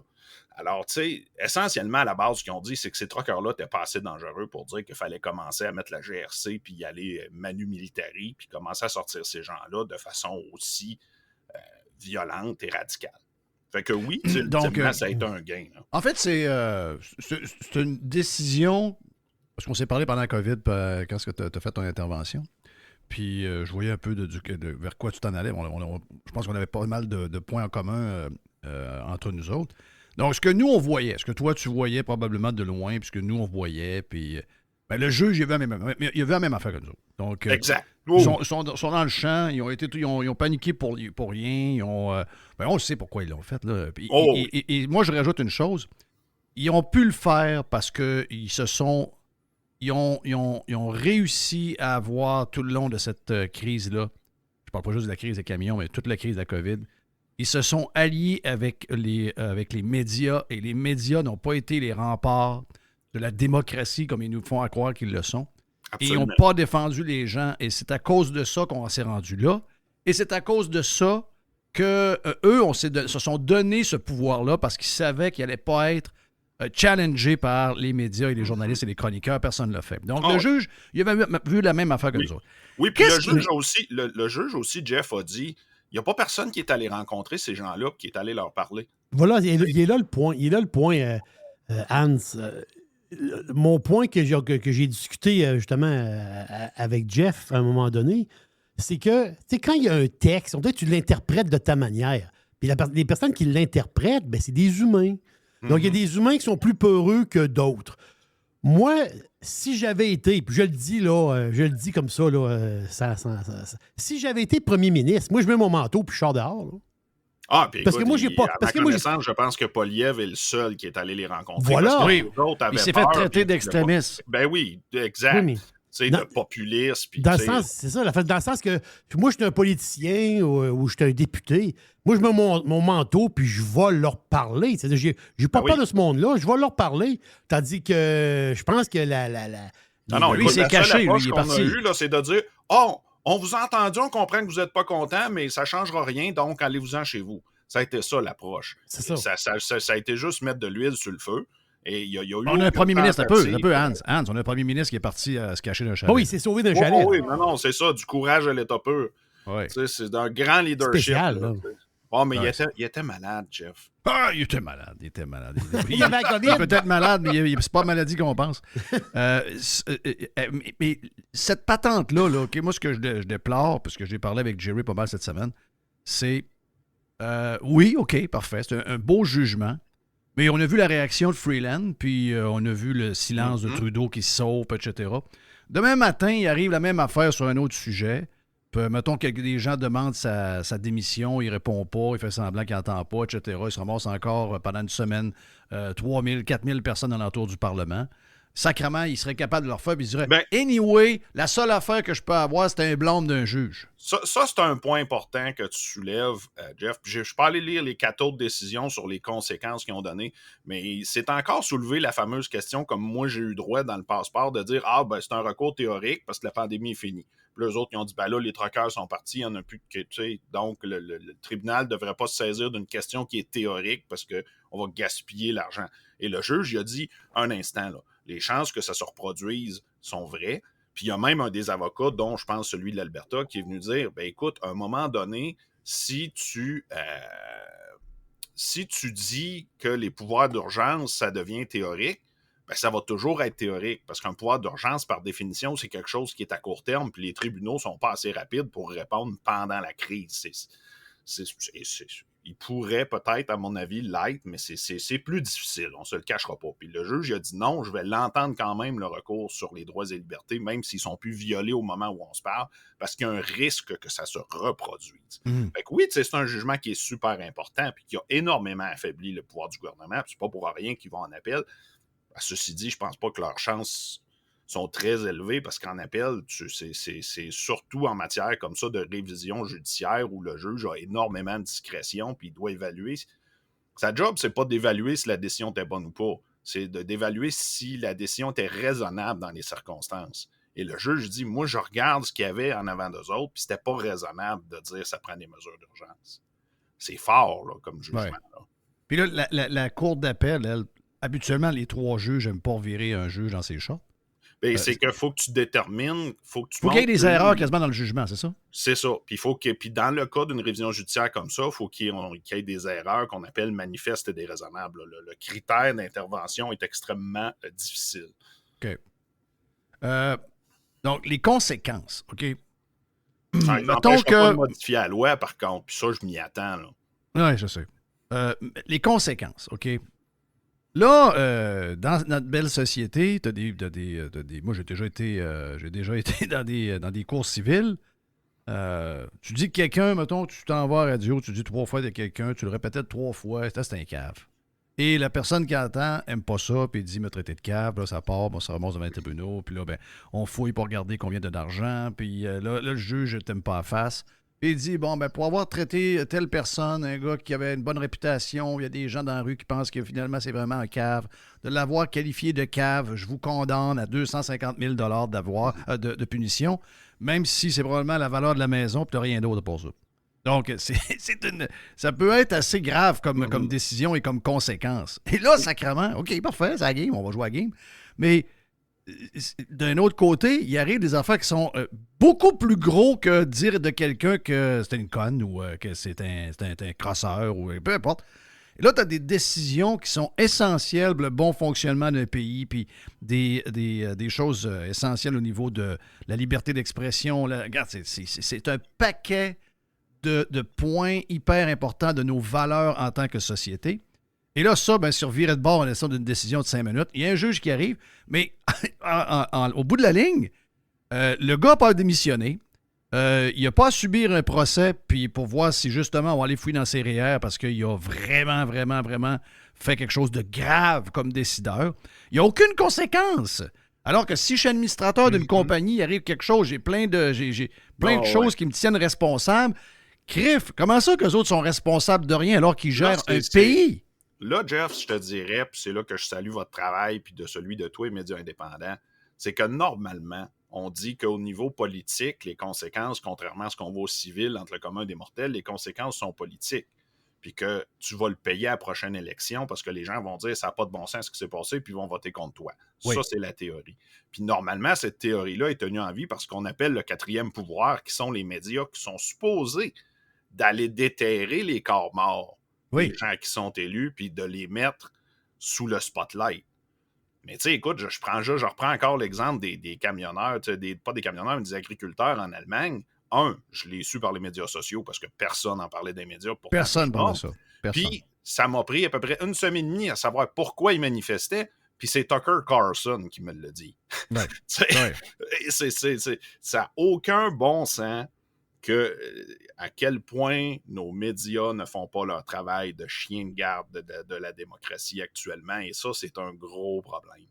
Mais on n'a pas beaucoup de diversité médiatique au Québec, au Canada. On a des médias très subventionnés, qui est aussi un problème. Puis, on a aussi, puis ça, c'est un peu de la faute des lecteurs et des auditeurs. À un moment donné, il faut qu'il y ait une demande pour qu'un média existe. Et, tu sais, je parlais avec quelqu'un récemment, puis il me dit, c'est pas des journaux que vous avez au Québec. Il dit, c'est des faits divers. C'est un 7 jours, là, vos journaux. Là. Oui. Et quand tu vas lire un article du Washington Post ou du Figaro, tu fais comme, wow, ouais, on fait dur un peu, là. C'est du 500 mots, c'est du 400, du 500 mots. C'est très superficiel, il n'y a jamais rien de... Mais au moins, c'était 500 mots où j'aurais un article d'une page qui liche le derrière des politiciens de tout ce qu'ils font, mais qu'au moins à côté, à chaque fois qu'il y en a une qui est le même, j'ai quelque chose qui me... Même si c'est 400 ou 500 mots, que je me rends compte que je ne suis pas tout seul à penser que c'est pas en toute la page de gauche qui est bonne, mais qu'il y a une autre vision. Au moins, si je l'avais, je me dirais... il y a une diversité, il y a quelque chose, puis je comprends qu'ils n'ont pas les moyens des grands journaux dans le monde, mais il y a zéro diversité. Tout le monde s'écrase. Et là, encore plus avec le fait que les médias manquent de cash avec les changements de ils sont en train de mourir. Ils sont en train de mourir. Ils sont littéralement en train de mourir. Quand tu es rendu, j'ai vu cette semaine le boss de Cogeco, quand tu es rendu de demander au gouvernement d'enlever le droit de mettre un budget que tu mets sur Google ou sur Facebook dans ton compte de dépenses pour les enlever de tes profits, puis que c'est seulement quand tu achètes de la pub au Québec et au Canada que tu devrais l'avoir. On va dire de quoi ils sont désespérés en jouant le vert. Puis moi, je devrais... toi puis moi, je devrais être là-dedans. Là. Je devrais dire la même chose que eux parce que je serais gagnant. Là. Ben oui. Mais je suis pas capable d'être gagnant. Regarde le blocage des nouvelles sur Facebook. Ça n'a pas manqué tant que ça. Il n'y a pas personne. J'entends pas beaucoup de monde s'en plaindre. Là. Puis, tu sais, je me sens pas moins. Bon, premièrement, moi, ça fait longtemps que je vais chercher mes informations ailleurs. Mais, tu sais, c'est parce qu'à un moment donné, à force d'avoir de l'information qui est, j'allais dire biaisée, je vais être poli, je vais dire insuffisante. Tu sais, regarde, tu écoutes les médias ici, là. Trump, c'est impossible qu'il rentre, c'est un fou. Puis là, tu regardes, écoutes les nouvelles américaines, puis ils disent. Force est de constater que le gars fait des records historiques au niveau des primaires, puis que c'est clair que ça va être lui qui va être le prochain. Puis écoute, tu regardes les sondages, puis ils mènent par un bon 10 à 15 points d'avance, même dans les sondages les moins favorables pour lui. Puis ici, tu t'écoutes parler les journalistes, puis c'est comme si ça va être un miracle s'il rentre. Je me dis, à un moment donné, t'as beau pas l'aimer, puis je ne commencerai pas à m'embarquer dans le pour et le contre de Donald J. Trump. La question n'est pas là. La question est de dire, comme journaliste, puis j'avais fait une chronique là-dessus, tu es supposé de faire une couverture qui est neutre, qui est objective. Et si jamais tu fais du commentaire, comme boss de médias, il y en a des médias qui sont identifiés gauche-droite dans le monde, ça existe. Mais au Québec, il n'y en a pas. En principe, il n'y en a pas. Ils sont supposés d'être le plus juste possible. Ça veut dire que si tu donnes... Mettons, tu es dans la presse, puis c'est Richard Etu qui fait ta couverture politique, puis tu le sais que le gars, il n'est pas pantoute... Il n'est pas des journalistes, il n'est pas chroniqueur, mais c'est un journaliste qui haït Trump, il est démocrate, donc. Ben là, tu te dis, OK, ouais, lui, il est teinté pas mal. Je vais en mettre un autre. Donc, je vais en mettre un autre. On va être deux. Il va en avoir deux. Ouais. Il va en avoir un qui, l'autre, est aussi républicain que l'autre est démocrate. Comme ça, tout le monde va être... les deux vont pouvoir lire. Un des channels que je fais actuellement, ça s'appelle Rising the Hill aux États-Unis, que j'adore. Puis ils ont deux commentateurs, puis c'est une fille noire qui est de gauche, mais tu sais, de gauche américaine, tu vas me dire, mais quand même, qui est très à gauche sur certains éléments. Puis l'autre gars, c'est carrément un libertarien. Ouais. Puis des fois, ils se pognent, tu te dis, Calvin, c'est la fin de l'émission, ils vont s'entretuer. Là, des fois, ça a graffiné grave. Mais par contre, ils donnent une couverture, puis l'approche qu'ils font, c'est qu'ils font une nouvelle en premier, puis après, ils font l'opinion. Tu sais, à l'époque là, de l'opinion d'un journaliste, on appelait ça un éditorial. Puis tu avais une page dans le journal, c'était au début. C'est là que tu donnais ton opinion. Puis c'était clairement dit que c'était une opinion. Puis là, après ça, tu avais des articles où c'était du journalisme, où on couvrait la nouvelle de façon objective. Aujourd'hui, tout ce que le monde veut, c'est des chroniqueurs, puis c'est de l'émotion. Puis même les journalistes, dans leurs textes, on voit comment ils sont teintés. Ils vont aller voir les mêmes profs universitaires pour arriver aux affaires qu'ils veulent. Toute l'opinion est dans la manière qu'ils présentent la nouvelle. Et leur question, Jeff... Écoute, moi, je me souviens des conférences de presse, le fameux laïus pendant la pandémie, puis tu me disais, mon Dieu, peux-tu envoyer des softballs plus que ça? Tu sais, les questions sont soit super soft, puis c'est comme, ils donnent la réponse dans la question, ou c'est une question où ils donnent la réponse dans la question, mais que c'est clairement, la question existe clairement pour planter l'interlocuteur. Oui. Tu sais, c'est rendu des mercenaires. T'sais, leur objectif, c'est de dire, t'as un gars qui est dans la salle de nouvelles, qui dit à ses journalistes, la nouvelle, c'est ça. Arrange-toi pour que la nouvelle soit ça. Vas-y, pose les questions. Ça va être ton titre. Ça va être ta nouvelle. Travaille avec ça. Tu es un gars de la Beauce. Probablement que le 72% que je vais te parler, tu le sens peut-être un peu moins. Mais encore là, tu dois le sentir peut-être d'une certaine manière. Mais à grandeur du Québec, quand cette histoire-là est arrivée, des camionneurs avec Ottawa, puis qu'on a passé la loi, moi je l'appelle la loi des mesures de guerre, je n'ai pas changé le nom encore. Non, moi aussi. Non, on appelle un reste, c'est du maquillage. Mais 72% des Québécois étaient d'accord. Donc, ça veut dire qu'ils étaient d'accord en disant c'est des extrémistes, des dangereux qui sont à Ottawa. Et ce que fait Trudeau, on est d'accord. Moi, là, mais écoute, ça me crie ça à terre. Jeff, tu parles d'un Québec où un parc à chiens fait trop de bruit. Un gars laisse ses lumières de Noël allumées en janvier, puis c'est un scandale. Le déneigeur déneige à 2 h du matin, ça fait un pause. Le client qui paye cash est un client toxique. Tu dis, my God, où c'est qu'on l'a échappé? Ouais. Qu'est-ce qui se passe? Non, je suis pas surpris de ça. Puis je te dirais que même en Beauce, on commence à le sentir à des places j'appelle ça une mentalité de fonctionnaire retraité, de pantouflard, de dire je suis bien dans mes affaires. Mais tu sais pourquoi les régions. Tu sais pourquoi les régions comme la Beauce, le Saguenay ont été. Écoute, on a plein de pirates au Saguenay, on a plein de pirates en Beauce. Ils nous disent d'autres, on réussit à vivre notre monde à l'abri des woke puis de tout ce qu'on entend à la TV, puis on ne l'ouvre pas. Mais ce que tu dis que tu sens en Beauce, que d'autres régions sentent maintenant, qu'on ne sentait pas il y a 20 ans, 25 ans, quand les gens n'étaient pas branchés à longueur de journée dans les salles d'attente sur LCN. Ces Christy de médias-là, montréalais, qui ne représentent pas du tout ce que les Montréalais pensent en passant, mais cette gang-là réussit à avoir un impact incroyable, surtout sur une clientèle un peu plus âgée. Moi, ce que j'y vois, Jeff, puis ça, c'est mon opinion bien personnelle, là, la fameuse pyramide démographique, là. Tu sais, je veux dire, t'es comme moi, là. T'es rendu à un âge où, tu sais, t'as beau être un gars qui est fonceur, t'as beau être un gars qui a de la drive, t'as beau être un gars qui est un fighter. Rendu à un certain âge, tu te calmes puis tu penses plus à tes enfants, tu sais, quand t'en as. Puis là, la société québécoise est vieillissante.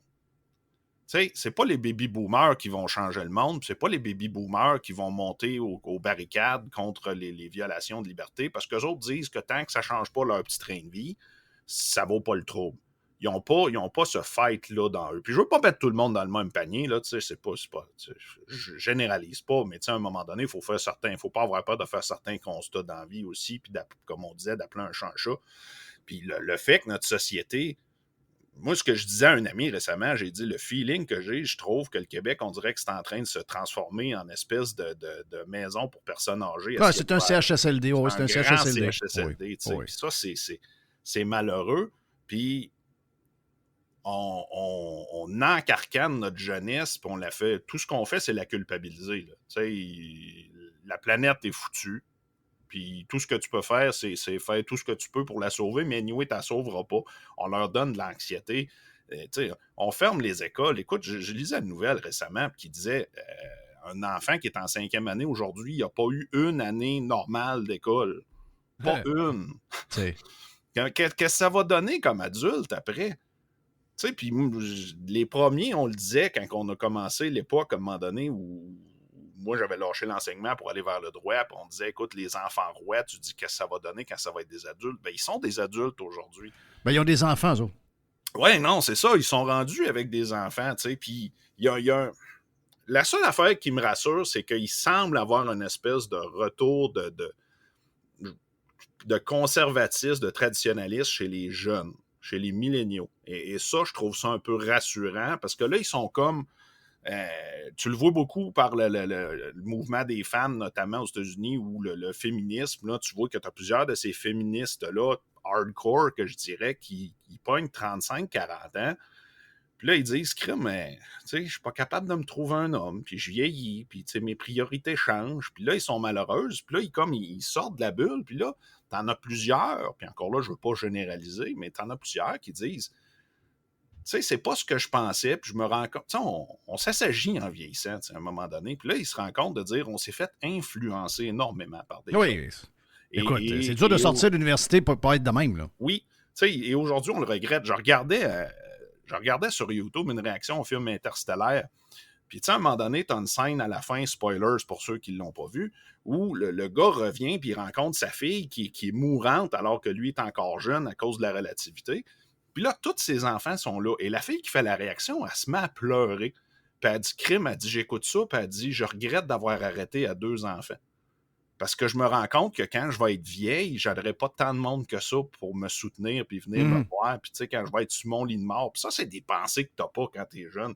Mais je pense qu'à un moment donné, il va falloir qu'on arrête de vivre dans l'instantané, dans le aujourd'hui, dans le TikTok, puis qu'à un moment donné, on se rend compte de dire, ouais, là, c'est ta vie là, mais pense à long terme un peu, là, tu sais.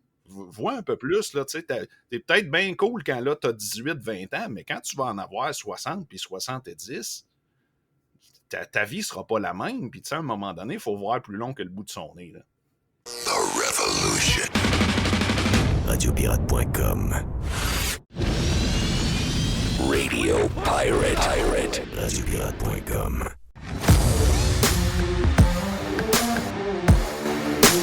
Nicolas Gagnon de la Fédération canadienne des contribuables à contribuable avec un S.ca. Nick, t'es salué. Hier matin, le ministre des Finances, le gars des Nordiques, là, Girard, a sorti quelques affaires, quelques patentes, il a sorti quelques liners. Et il nous a dit ce qu'on savait, c'est-à-dire que, les États-Unis ont eu leur chiffre hier, augmentation de l'économie de 3,1 %. Pendant ce temps-là, le Québec tourne en rond depuis à peu près 8-9 mois. C'est quasiment techniquement, ou en tout cas, ça ne l'est pas, ça va l'être tantôt, c'est quasiment un genre de ralentissement proche d'une récession. Et avec la générosité de nos élus, après s'être accordé 30 % d'augmentation de salaire où ils se sont peinturés dans le coin, eh bien, on vient de voir qu'avec les salaires qu'on va donner maintenant aux employés de l'État, bien, on s'en va vers un déficit qui est beaucoup plus important que prévu. Et ça risque d'être quelque chose qu'on va payer pour longtemps. Ah, absolument. Puis je pense que 2023 était définitivement la pire année pour augmenter les dépenses comme ils l'ont fait parce que c'est sûr que l'augmentation des salaires de 30 c'est juste ça, c'était 4,4 millions de plus pour l'Assemblée nationale. Mais quand tu prends tout le reste, le 11 milliards de plus qu'on va verser sur 5 ans aux travailleurs de la fonction publique québécoise, ça, c'est une concession qu'on n'aurait jamais dû faire. Puis en plus, quand on regarde le plan de match du gouvernement à la base, on était très loin de ce chiffre-là quand on faisait les négociations, quand on regardait c'était quoi leur marge de manœuvre pour répondre aux exigences des syndicats. On parlait d'une augmentation tout au plus de 8-9 qui aurait coûté environ 8 milliards aux contribuables sur 5 ans. C'était absorbable. Mais ils ont réussi à quand même, comment dire, flopper les négociations. Ils ont vraiment été très mauvais de A à Z. Je veux dire, si on regarde la joute syndicale qu'on a eue au Québec au courant des derniers mois, c'est une victoire syndicale de A à Z. Là. Ça, c'est sûr et certain. Même s'ils demandaient beaucoup plus que qu'est-ce qu'ils ont reçu. Au début, c'était 23 sur 3 ans.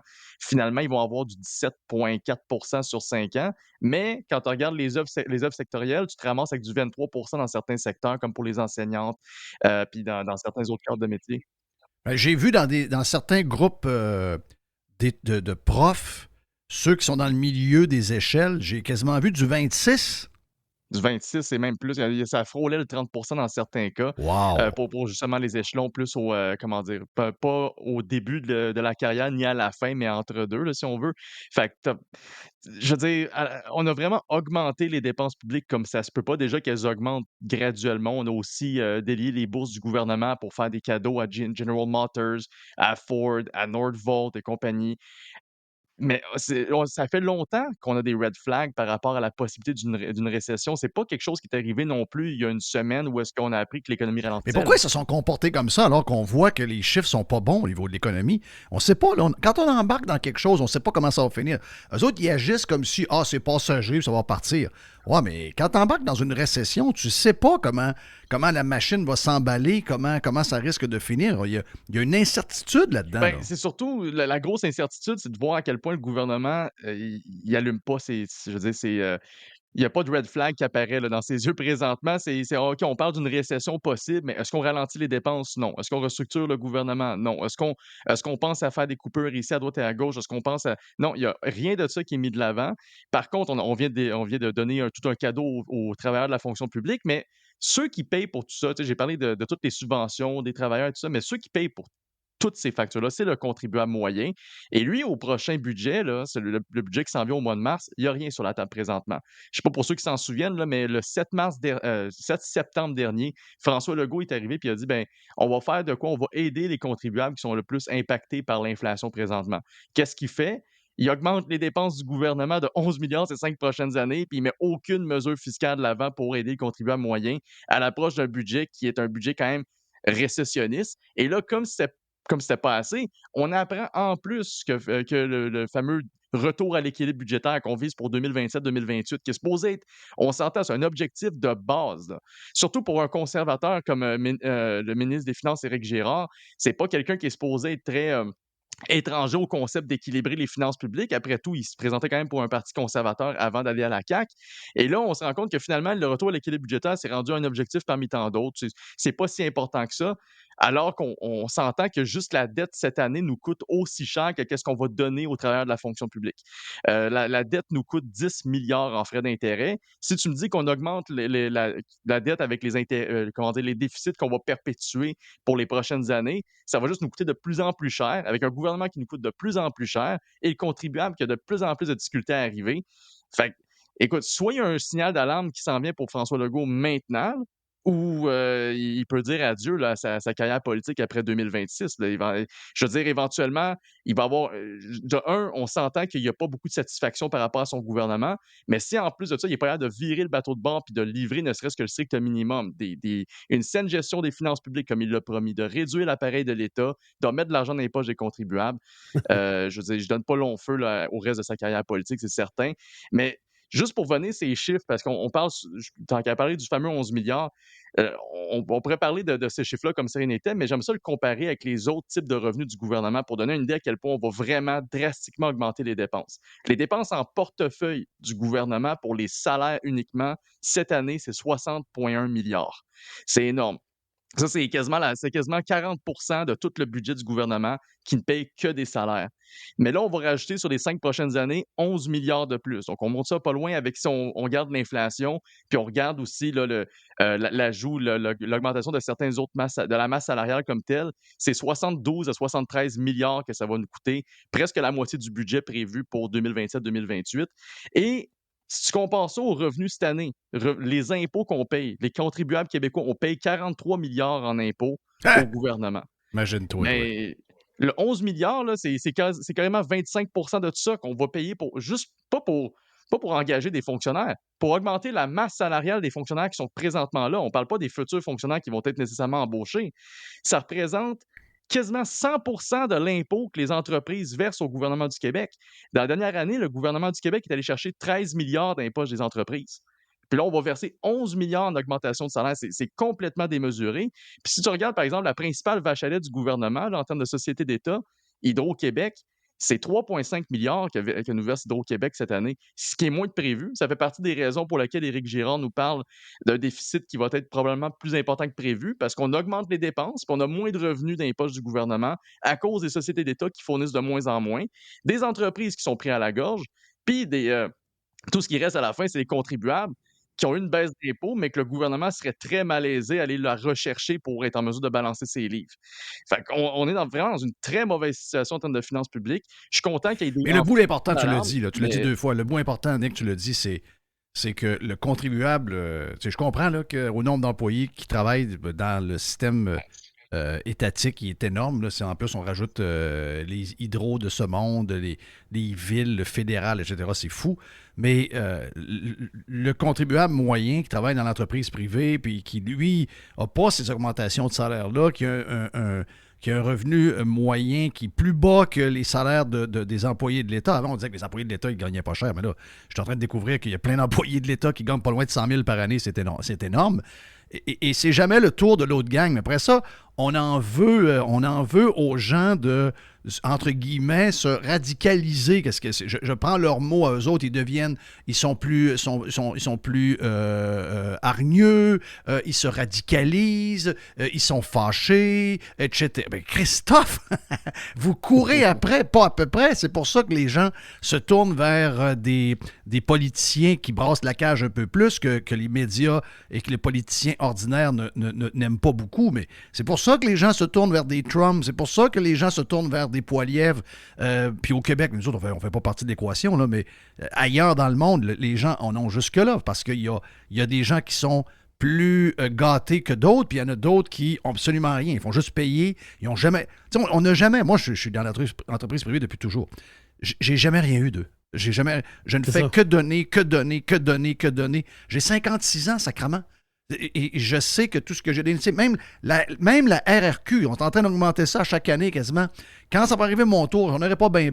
Puis si j'avais pris cet argent-là que je leur ai donné, puis je l'avais investi moi-même, probablement que j'aurais eu un rendement 25, 30, 40% meilleur que le leur. Donc, c'est frustration après frustration. Puis après ça, ils me font la leçon à savoir, ouais, pourquoi t'es fâché de même? Chris, pourquoi je suis fâché de même? C'est jamais mon tour. Le bout que je comprends pas, là, Nicolas, là, c'est qu'Éric Girard, là, c'est un gars qui vient de la banque. C'est un gars qui vient des banques. Là. Lui, il était vice-président puis il était trésorier d'une banque. OK? Qu'est-ce qu'ils ont fait les banques l'année passée, en 2023? Les banques ont clairé du monde. À coût de 3 4 je pense, de la TID. Puis plein de banques. Là. Plein de banques qui ont clairé du monde. Mais pourquoi ils clairent du monde, les banques? Il n'y arrive pas. Mais moi, je veux que le gouvernement fasse comme les banques. Il vient des banques, lui?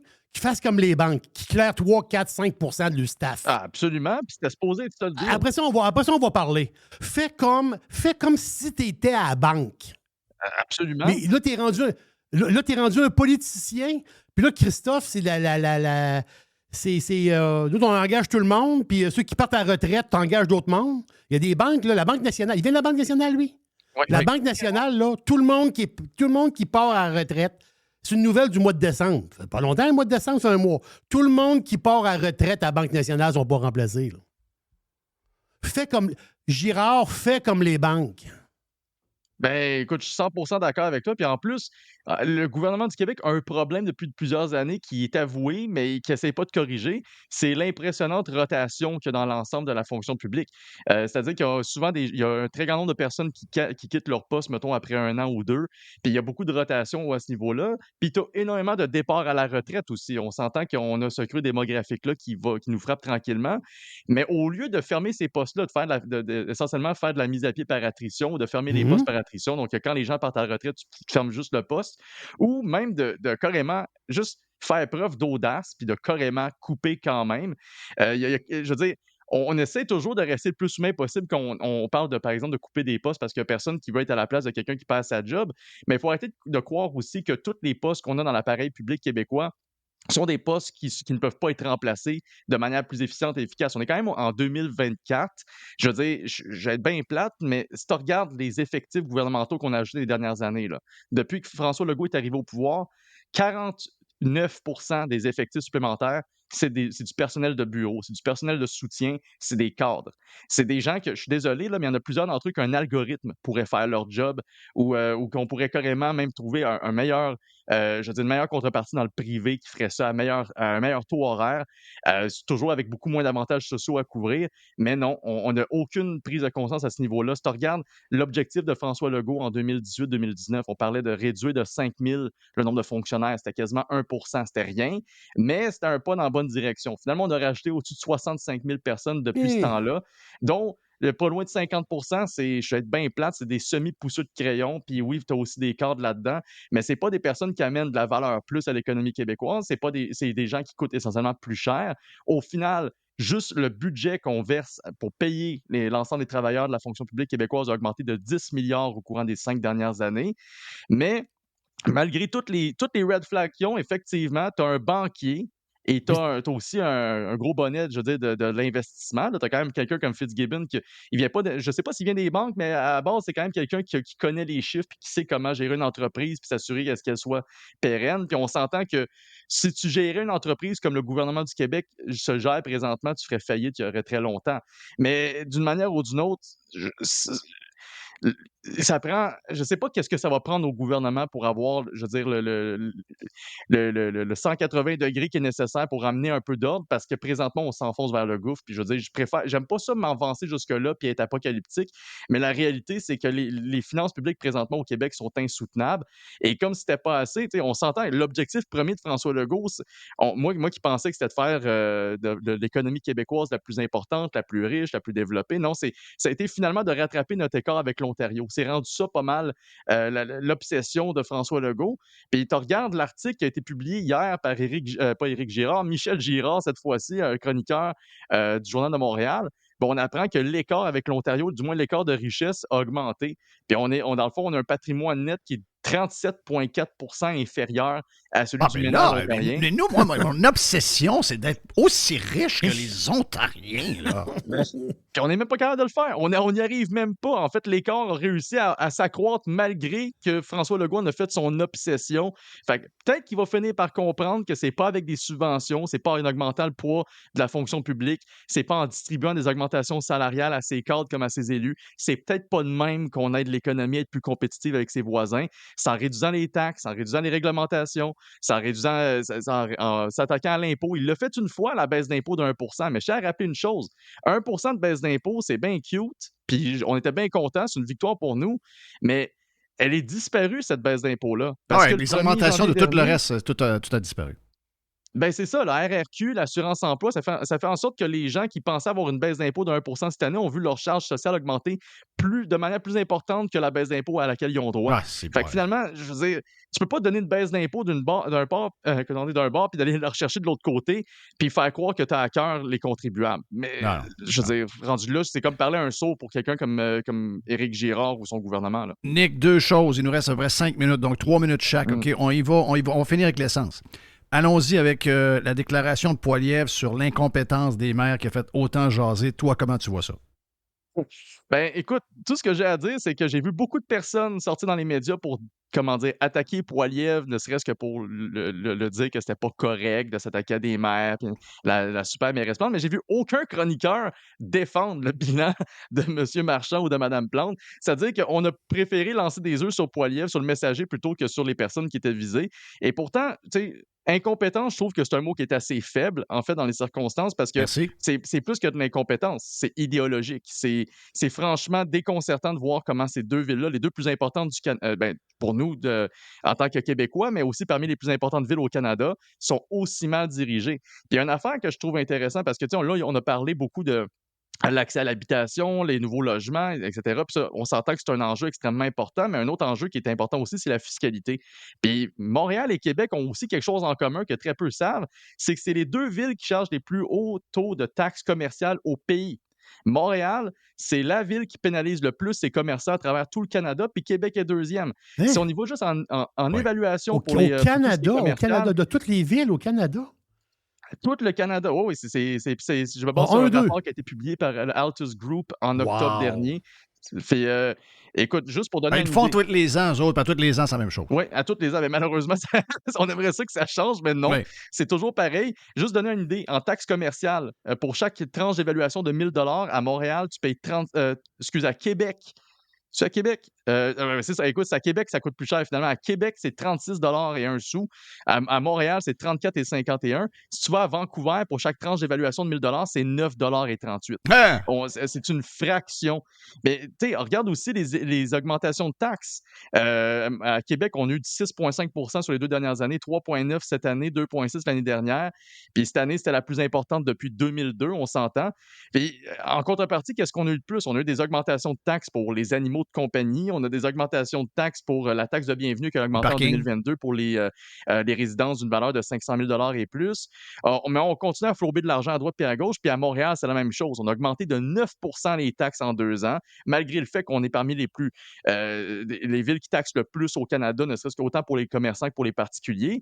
Puis après ça, quand les constructions font du surplace, que le développement fait du surplace, on fait rien. On ose se faire croire que c'est Poilievre la personne à blâmer dans les circonstances parce que lui, il lance de l'essence sur le feu. Puis apparemment, c'est ce qui polarise. C'est pas le fait que les gens en ce moment sont pas capables de payer leur loyer, pas capables de s'acheter une maison, ou qui carrément ils doivent faire la file pour essayer de visiter un appartement à Montréal parce qu'il y en a pas beaucoup ou il y en a pas assez pour combler les besoins. Et quand les commerçants font part de leurs problèmes, on se moque d'eux puis on va faire une piste cyclable devant leur commerce qui va essentiellement nuire au va-et-vient puis littéralement à leurs revenus. Puis on l'a vu très souvent à Montréal, des exemples de commerces qui ont été affectés par des infrastructures qui n'ont pas demandé, comme des pistes cyclables. Puis je tiens à dire que non seulement les commerçants n'ont pas demandé, mais très peu de Montréalais l'ont demandé, mais ça se retrouve sur la liste des priorités de maires qui sont absolument déconnectés. Fait que, honnêtement, je pense que Poilievre avait raison. On peut dire qu'il a été trop sévère ou pas assez, mais une chose est sûre, il n'y a personne au Québec qui va défendre les bilans de Valérie Plante et de Bruno Marchand. Éric Duhem parle d'enlever, comme au Manitoba, le gars du NPD, le nouveau, a enlevé la taxe sur l'essence, donner un coup de main aux gens du Manitoba. Éric Duhem est là-dessus depuis plusieurs mois. La CAQ fait la sourde oreille, défendu par les journalistes de gauche, Green, qui, pour eux autres, enlever une taxe sur l'essence, c'est automatiquement... il y a un lien direct avec l'environnement. Il y a un lien que la droite ne veut rien savoir des changements climatiques puis qu'on est des deniers.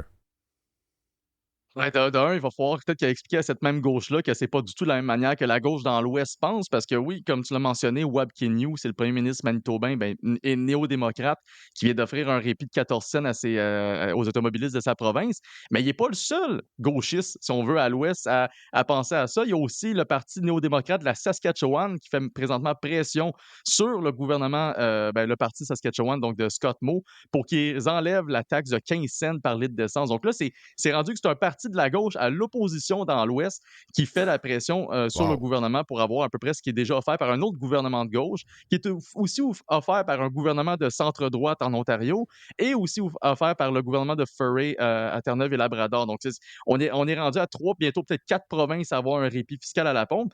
Et donc, moi, ce que je trouve assez particulier, c'est qu'au Québec, Il y a zéro, à part le Parti conservateur du Québec, il n'y a personne à l'Assemblée nationale, il n'y a aucune autre instance politique, disons, qui veut faire valoir le point des automobilistes et des contribuables sur la question du prix de l'essence, alors que dans l'Ouest, vous allez avoir carrément des partis de gauche qui se battent pour les contribuables. On peut ne pas être d'accord avec la plupart de leurs politiques, parce que ça reste quand même des partis néo-démocrates, mais il n'en reste qu'au final de voir la distorsion qui existe entre la gauche québécoise et la gauche canadienne, ou du moins la gauche des prairies, où est-ce qu'on a cette conscience que oui, ça offre un répit pour vrai, c'est pas des blagues.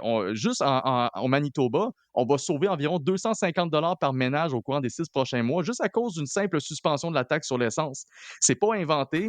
Et d'une autre manière, d'une manière ou d'une autre, peu importe ce que tu peux faire avec les taxes sur l'essence, ça va avoir aucun impact sur l'environnement. Puis la raison principale, c'est une question d'élasticité des prix. C'est simple de même. La réalité, c'est que si tu augmentes le prix de l'essence de 1 % ou tu le diminues de 1 %, ça ne va pas avoir d'impact sur la demande parce que les gens n'ont pas les moyens de changer, d'aller chercher un autre véhicule ou de simplement dire ben, le prix de l'essence a augmenté, j'ai pas le choix, je dois changer mes habitudes de vie. Non, ils n'ont pas la marge de manœuvre pour le faire. Fait que tu augmentes l'essence de 1 %, 2 %, 15 %, ça ne va pas empêcher le monde de continuer à utiliser leur véhicule parce qu'ils n'ont pas d'alternative. Fait que l'argument de dire que c'est une question d'environnement, de taxer les gens sur l'essence, c'est complètement faux. Au final, c'est juste pour remplir les poches du gouvernement. Mais quand c'est le temps de vous leur donner, par exemple, il faut faire des pieds et des mains et on n'a jamais ce qu'on veut. Mais c'est pour ça que nous, à la FCC, on rappelle cette importance-là de donner un répit. On l'a intégré dans notre mémoire prébudgétaire qu'on va bientôt déposer au gouvernement du Québec. Et avec un peu de chance, on va espérer avoir l'attention du gouvernement d'ici le prochain budget. Mais au moins, une chose est sûre, l'automobiliste au Québec, il n'est pas du tout prophète là, dans sa nation. Mais dans le reste du Canada, on est à l'écoute des contribuables un peu plus qu'ici. T'es en feu, mon ami. T'es en feu. Nick Yes. est en feu. C'est extraordinaire. Donc, Fédération canadienne des contribuables. Nick, on se reparle. On se parle pas assez souvent, tabarouette. Donc, Nick est en feu. Beaucoup de choses à dire. Si vous voulez avoir plus, vous allez sur le site web. Et Nick est également disponible sur X, Twitter, si vous voulez le suivre. Radio Pirate. Do you like it? Yeah! RadioPirate.com. Radiopirate.com. Enfin, pirater, c'est légal. Radio Pirate. La recette pirate Fire Barnes du mois. Avec P.O. et Frank de Fire Barnes. Pour partir pour le week-end, pour de vrai, même si on l'a lancé hier avec l'aubergiste, rien de mieux qu'une superbe recette signée Fire Barnes avec Frank. Yes. Frank, dis-moi non, c'est très week-end une pizza et je pense que tu auras un fan assez présent avec toi pour t'en parler. Mais d'après moi, si t'as le maître pizzaman en avant de toi... Ben, c'est ça, là, je le vois analyser ma recette, j'ai un peu peur. J'ai peut-être Non, des... il n'y a pas de problème. c'est là. pas vrai. Moi, je suis... Mais en fait, le but, les gars... Ah, excuse-moi, je voulais pas te couper. Non, mais c'est... une pizza, faut penser à la sauce aussi. C'est la base. Je suis un gars de sauce. Hein. Oui, c'est vrai que t'es un gars de sauce, toi. C'est incroyable. Jerry, il est larmes aux yeux, là. Ah, il est ému. Il est ému. Non, là, mais c'est un très bon point parce qu'il y a un débat ici des fois, OK?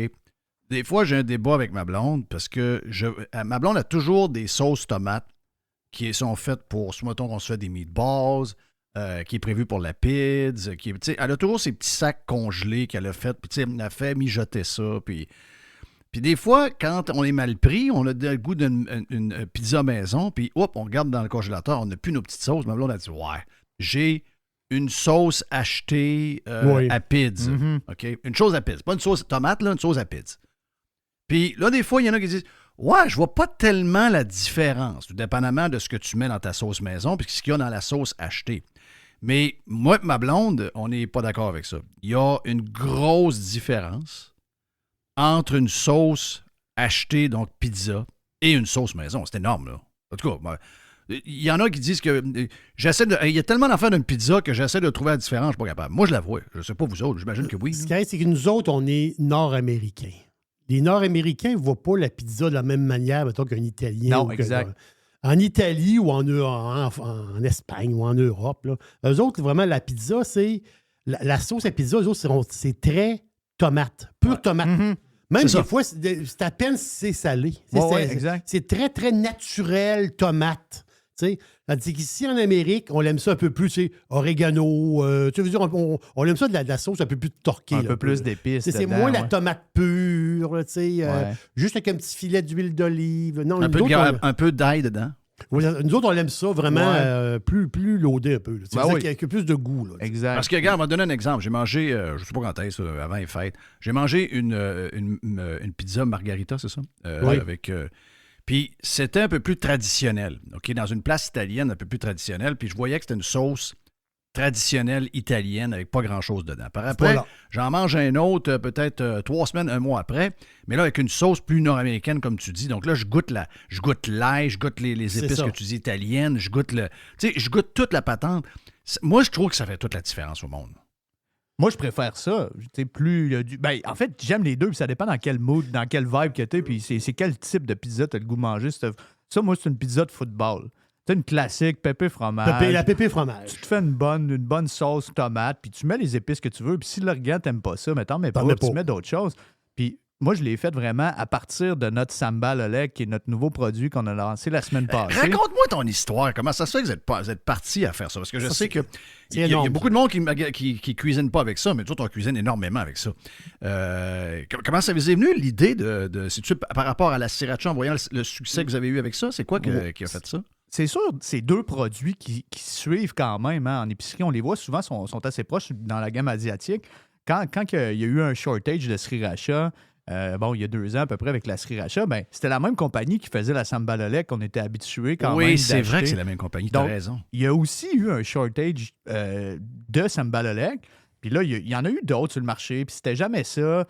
Puis, tu sais, nous autres, moi, PO, on était assez de même. Tu sais, souvent, on lance des produits vite, puis tu sais, celui-là, on s'est dit, regarde, on va prendre notre temps d'aller chercher la perfection, puis on veut le produit parfait, on veut que la balance de vinaigre soit parfaite, on veut que le spicy soit parfait, on veut que l'habillage de notre produit soit parfait, autant au niveau de l'étiquette que du choix du pot, du choix du Pantone, de la couleur, du bouchon, tout ça. On avait vraiment décidé avec toute notre équipe de production, de R&D, de marketing, tout ça. On s'est dit, garde ça, là, on le sort, puis ça va être la perfection en tant que produit. Fait que c'est pour ça qu'on n'est pas arrivé direct, bon, il y a un shortage, puis boum, sur le coin de la table, on arrive avec un produit. On s'est dit, on va prendre le temps d'avoir un produit parfait, puis c'est vraiment ce qu'on voulait. Puis pour vrai, je vois pas comment ce produit-là peut se faire détruire dans le sens qu'il est tellement bien balancé. C'est parfait. Je viens de mettre la cuillère dedans. Là. Ouais, ben c'est ça, hein? C'est vraiment bon. C'est vraiment bon. Raconte un peu, c'est quoi la différence entre les deux au niveau de où on la met, comment on la... C'est quoi la... Raconte un peu la différence entre la sriracha et celle-là. La sriracha, en fait, c'est super simple. La sriracha, c'est une sauce. Donc, elle, il n'y aura pas rien dedans. Elle n'aura pas de texture nécessairement. Tandis qu'une Sambal Oleg, ça va être une pâte de piment. C'est ça, donc, tu prends ça avec une cuillère. Avec une cuillère. Tu vas en mettre, tu vas aller en ajouter dans ce que tu cuisines. Puis souvent, oui, c'est vrai que dans un pad thai, dans un Général Tao, dans un tartare de bœuf. C'est comme un automatisme. Ouais, c'est ça. Mais moi, c'est pour ça que je suis arrivé cette semaine, je l'ai mis dans la pizza. C'est parce que moi, maintenant, j'en mets partout. Je me fais une sauce à poutine, boum, j'en mets dessus. Tu sais, je me fais cuire des petits haricots verts dans la poêle avec du beurre, boum, je mets une cuillère à thé de ça. Ça va amener, de un, une texture, puis de deux, un petit côté spicy, vinaigré, agréable, mais sans être trop prononcé. Mais, regarde, moi, dans ma sauce à spag, je mets énormément de sriracha. OK? Avant, il y a peut-être 7-8 ans, quand on commençait, on était là, on avait quasiment peur. Là, c'est... Est-ce que je peux remplacer la sriracha par la Sambal Oleg ou ça va donner 2 goûts différents complètement pour une sauce à spag, genre? Tu vas être plus... ta sauce, ça va être plus... moi, je pense que t'es mieux de rester avec ta sriracha. Oui? Oui, oh oui. Parce que je vois un peu le lien entre la pâte de tomate, tu sais, au niveau de la texture, puis de ce que ça fait pour la sauce. J'imagine que ça fait un peu la même chose avec un peu plus de goût, là, non? C'est sûr que c'est un peu plus liquide. Le samba est un peu plus liquide que la pâte de tomate en tant que telle. Oui, je comprends. Mais je pense pour ta sauce à spag, continue avec ta sriracha. Ouais, quand de sproucher ta sriracha. Mais l'autre, c'est ça l'affaire. C'est ça la twist. C'est qu'à un moment donné, quand tu commences à travailler avec ça, t'en mets partout. T'en mets partout. Absolument. T'en mets partout. T'en mets... je me pars une soupe. J'ai mes légumes dans... Je fais revenir mes légumes dans le beurre. Je mets une petite dans la soupe, c'était écœurant. Juste donner un petit twist piquanté à ma soupe. C'est une soupe aux légumes bien normale. Ben oui, un bœuf haché avec des oignons dans le poêle, tu mets une cuillerée à la soupe ou à table de ça partout, dans n'importe quoi, puis c'est bon. Ça trouve sa place. C'est que t'as pas. Faut que tu t'enlèves l'idée que tu cuisines asiatique. Non, pas en tout. Là. Ça peut être, tu peux en mettre n'importe quoi. Tu veux la petite torque, la petite affaire. Non, mais dans une soupe légumes, comme tu dis, ça change toute la patente. Tu Ben passes oui. d'une soupe très fade à une soupe qui est plein de goût. Là. On dirait que ça fait sortir le goût de tous les légumes alentour. Là. Non, Oui. c'est écœurant. Tu sais, les pâtes, oui, il y a le spag, mais il y a 1 million de sortes de pâtes, tu sais, champignons, un peu de parmesan. Tu vas juste en mettre un petit peu de ça. Exactement. Ça va juste aller rehausser un petit peu sans détruire. Puis la sauce, elle, il y a plus souvent d'ingrédients. Puis la sauce est vraiment plus travaillée. Fait que la balance, ça va être différente. Tandis que dans une pâte, ben là, c'est ça, tu as un peu de vinaigre. Tu sais, la liste d'ingrédients est assez courte, là, je te dirais. C'est assez. Tu vas vraiment dans le piment, tu l'ouvres, ça sent le piment, c'est rouge, là. Attends de voir la couleur, Jeff, là. C'est un rouge pétant, là. Dis-moi donc, es-tu disponible déjà dans plusieurs épiceries en ce moment? Parce que souvent, on a des pirates un peu partout. Ah, la telle Maxi, j'ai pas trouvé telle affaire. Je suis allé au IGA, j'en ai trouvé. Celle-là, où ils peuvent la trouver pour les gens qui veulent l'essayer? Je te dirais que pour les pirates de la région de Québec, ça va être assez facile de la trouver un peu partout dans les métros et dans les IGA. Pour nos pirates, un peu partout au Québec et ailleurs, là, dans le monde, firebarns.com est disponible. Il y a le code pirate, code promo pirate à 15% qui est encore là, qui est tout le temps là. Même les gens qui sont à l'extérieur, allez voir, vous pouvez être surpris pour les rabais, pas les rabais, mais le coût de transport. T'sais, avant, c'était plus cher. Quelqu'un du BC voulait commander, c'était plus cher. Mais là, on a retravaillé avec un transporteur qui est différent. Donc, il vous affiche le prix avant de commander ou avant de placer la commande. Puis vous pouvez être surpris. Là, des fois, on a vu là, 20$ en Floride, Jeff, là, la semaine passée. Fait que quand même. Wow! Ouais, c'est ça, c'est vraiment pas cher, puis ça arrive super vite, fait qu'on est super fiers de ça. Alors, les prix de ça sont en train de baisser, là. Finalement. Là, au Canada, on parle aux États, c'était fait depuis un bout, mais au Canada, on avait hâte que ça baisse. Là, ça baisse. Là, c'est parti. Là. Ça commence. En tout cas, pour nous autres, ça a un impact majeur. Oui, parce que vous avez du volume en plus. Ben oui, exact. Là, ça veut dire qu'on y va avec la PIDS. Une sauce à PIDS. Ouais, ben c'est ça, c'est vraiment la recette de la sauce à PIDS. Fait que c'est vraiment une recette à imprimer. Tu as la recette de sauce, puis tu adaptes-la comme tu veux, mais ça te donne vraiment une très bonne base. Là. Mais avant, tu donnes ta vu que tu m'as parlé de PIDS, pepperoni, fromage. Ouais. Fromage, c'est dur de trouver un bon fromage mozzarella à pizza. Je trouve que des fois, depuis quelque temps, il y a des mozzarella un peu moins chers qui sont faits probablement avec une genre de poudre. Puis puis Jerry, tu me le dis si je me trompe. Là. Oui, mais j'ai le feeling qu'il y a des mozzarella qui sont pas pareils, qui sont comme plus secs. Puis quand ils cuisent, ils sont comme graineux. Je sais pas c'est quoi, mais ça prend un bon fromage. Je me trompe-tu? Ça prend un très bon fromage. Puis, tu sais, le mozzarella, je l'adore. Un bon mozzarella dans une vraie pizzeria, tout ça, tu sais, c'est bon. C'est sûr, des fois, celui qu'on peut retrouver déjà râpé, ça, c'est peut-être pas le meilleur. Moi, j'aime bien le mélange italien. Là. Moi, j'aime ça, un fromage qui est goûteux. J'adore le mozza, mais un bon mélange italien, là, du provolone, du parmesan. C'est ça. Oh, oui. C'est goûteux puis ça fait le job. Mais c'est sûr que Jerry peut nous parler de. C'est sûr que nous autres, on mélangeait 2 sortes de fromage parce on avait 2 types de fromage, puis on avait 2 types de gras dans le fromage. Ah, OK. C'est des fois quand tu as des fromages qui sont trop coulants, ça fait pas très, très bien pour la pizza. Non. Souvent, le goût est très, très bien, mais pour la pizza, quand tu as un fromage trop sec, autrement dit, il va brunir trop rapidement dans ton four, puis ta pizza n'est pas assez cuite. Tu sais, il y a une touch là, dans le fromage. Ouais, c'est ça. Mais ça, c'est essai-erreur. Puis dans tes fours... Puis il y a plusieurs marques aussi. Là, mettons que demain matin, je te dis, va me chercher pas un mélange des trois, tu vas juste y aller avec un fromage de base mozzarella. Tu prendrais quoi? D'abord, premièrement, c'est toi qui vas le râper toi-même. Tu prendrais quoi comme fromage? Mettons que tu arrives chez Metro, chez IGA ou peu importe. Là.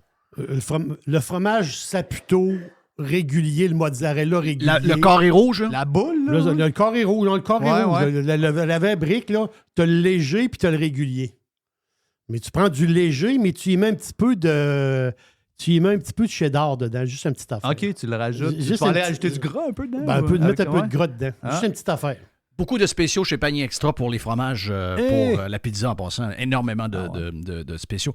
Puis je veux t'entendre, Frank, sur le pepperoni. J'imagine, te connaissant, tu n'achètes pas n'importe quel pepperoni. Tu dois aller dans le Roma quelque chose, j'imagine. Hein? Oui, mais moi, j'adore le Roma, mais je suis assez... C'est ça, moi, la pizza, pépé fromage, je veux dire, elle est bonne. Tu sais, une pizza, c'est bon tout le temps. Tu sais, pour moi, fait que mon pepperoni, le Roma, je l'aime, puis il est pas cher, hein, tu sais, les 2 packs, là, tu sais, t'achètes... Les 2 packs, c'est pas cher, c'est ça. Le prix de l'allure. Ben ouais. Puis moi, mes dogs sont tout le temps autour de moi quand je cuisine. Ah oui? Eux autres, ils aiment bien ça. Je leur pitch une slice de temps en temps. C'est bon pour tout le eux autres, monde. c'est bon pour leur santé en plus. Ouais, Oui, ben, oui. ouais, ça doit pas être mauvais. Écoute, ça doit être... C'est pour leur bonne humeur. Ouais, c'est ça. C'est bon pour le moral, ça, C'est Jeff. La pizza, c'est ça. Ça a tout le temps... C'est ça. Après ça, ils ont une pointe des pizzas après. Là. C'est ça? Ah, non. Là, la pizza, je mange seul, moi, Ok. par exemple. Ça, je suis assez à voir. Donc là, on y va avec la patente qui va faire que tout ça va goûter bon. Une bonne pâte, c'est sûr, mais on y va avec la sauce. On y j'ai va hâte de avec la sauce. Puis, Yes. tu sais, l'important, on peut la laisser mijoter longtemps. Tu sais, t'es pas pressé sur le coin du four pour la faire. Fait que je te dirais que tu vas couper une échalote française, là, tu vas hacher ça finement.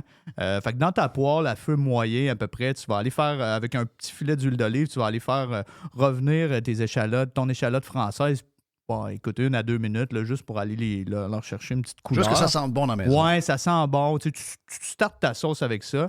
Après ça, 2 cuillères à soupe de sambal oleg. Fait que tu vas prendre là, ton côté sambal, tu vas aller ajouter ça directement par-dessus tes échalotes, puis tu vas aller mélanger ça.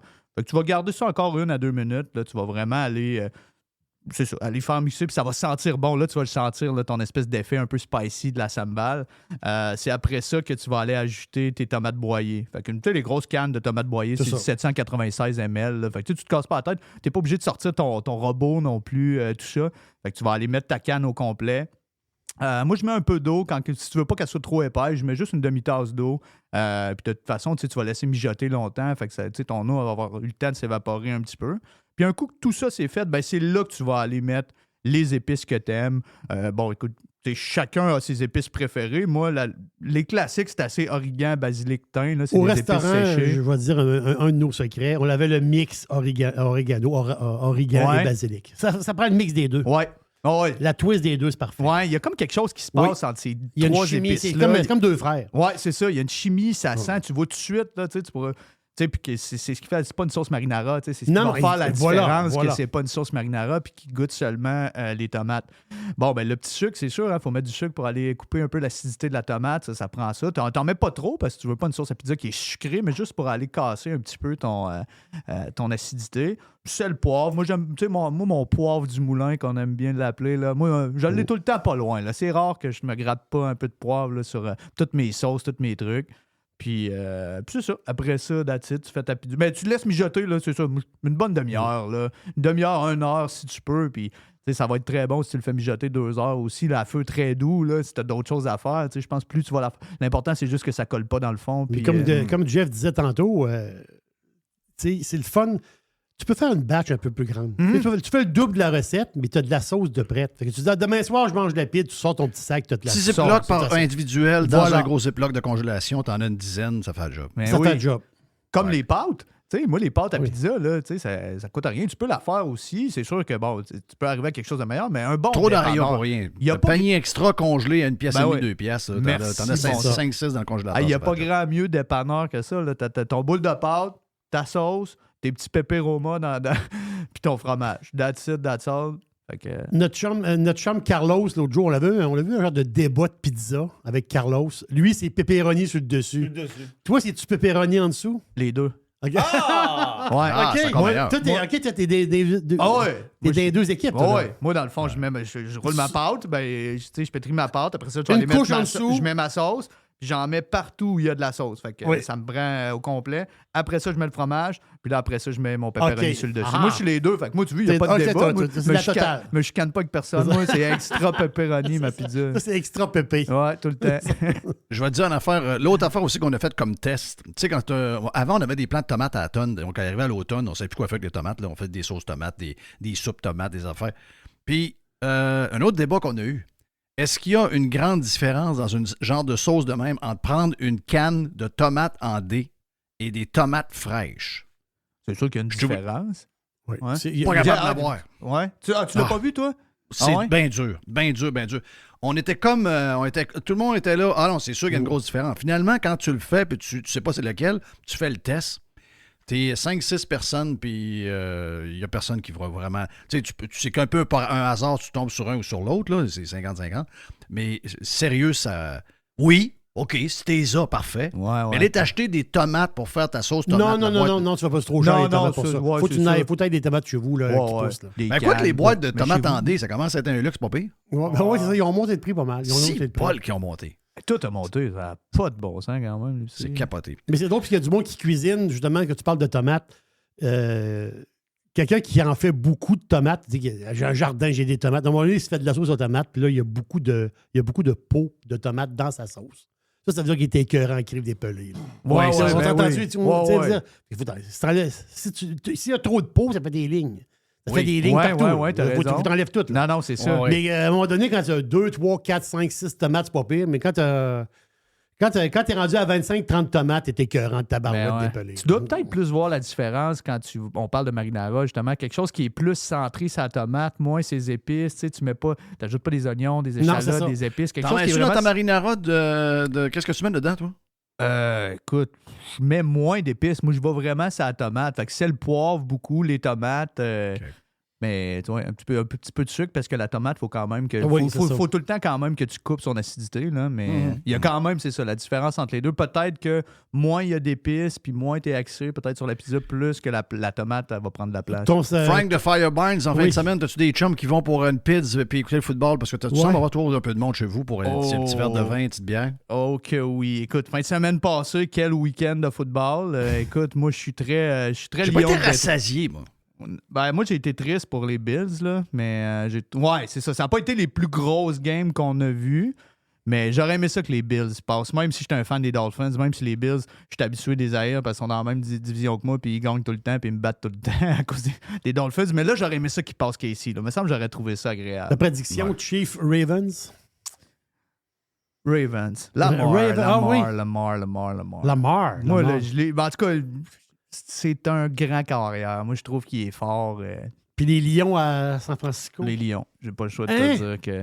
Mais là, c'est mon cœur qui parle. Hein? Non, je suis à la même place, moi. Sur le terrain, on est deux partisans des Dolphins, mais je suis à la même place. Lions contre les Ravens, mais c'est dur en crève de parier contre les Chiefs, même si on est une équipe ordinaire.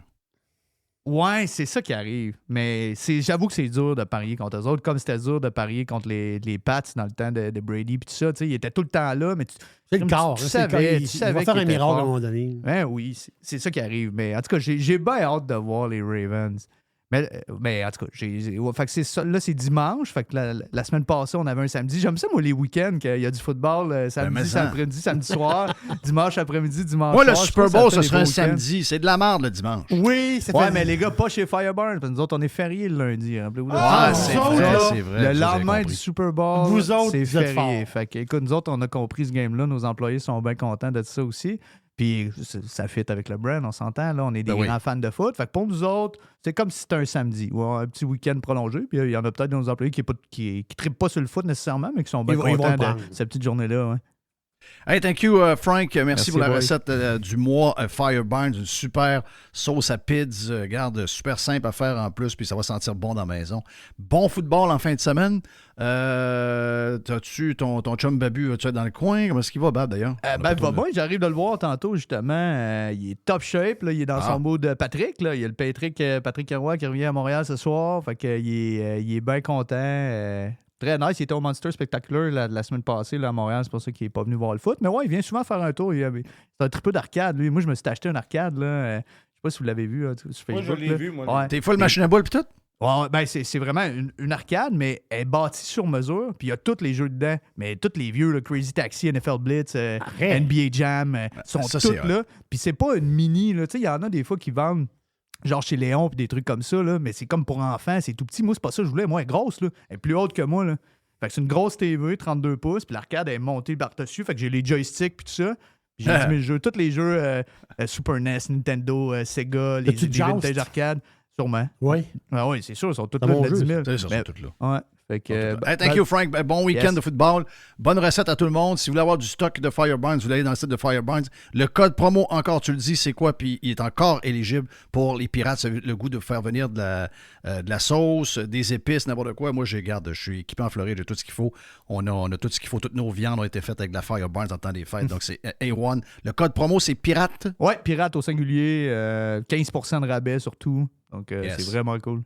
Salut PO pour nous autres, Mick, parce que je sais qu'il est revenu de Vegas.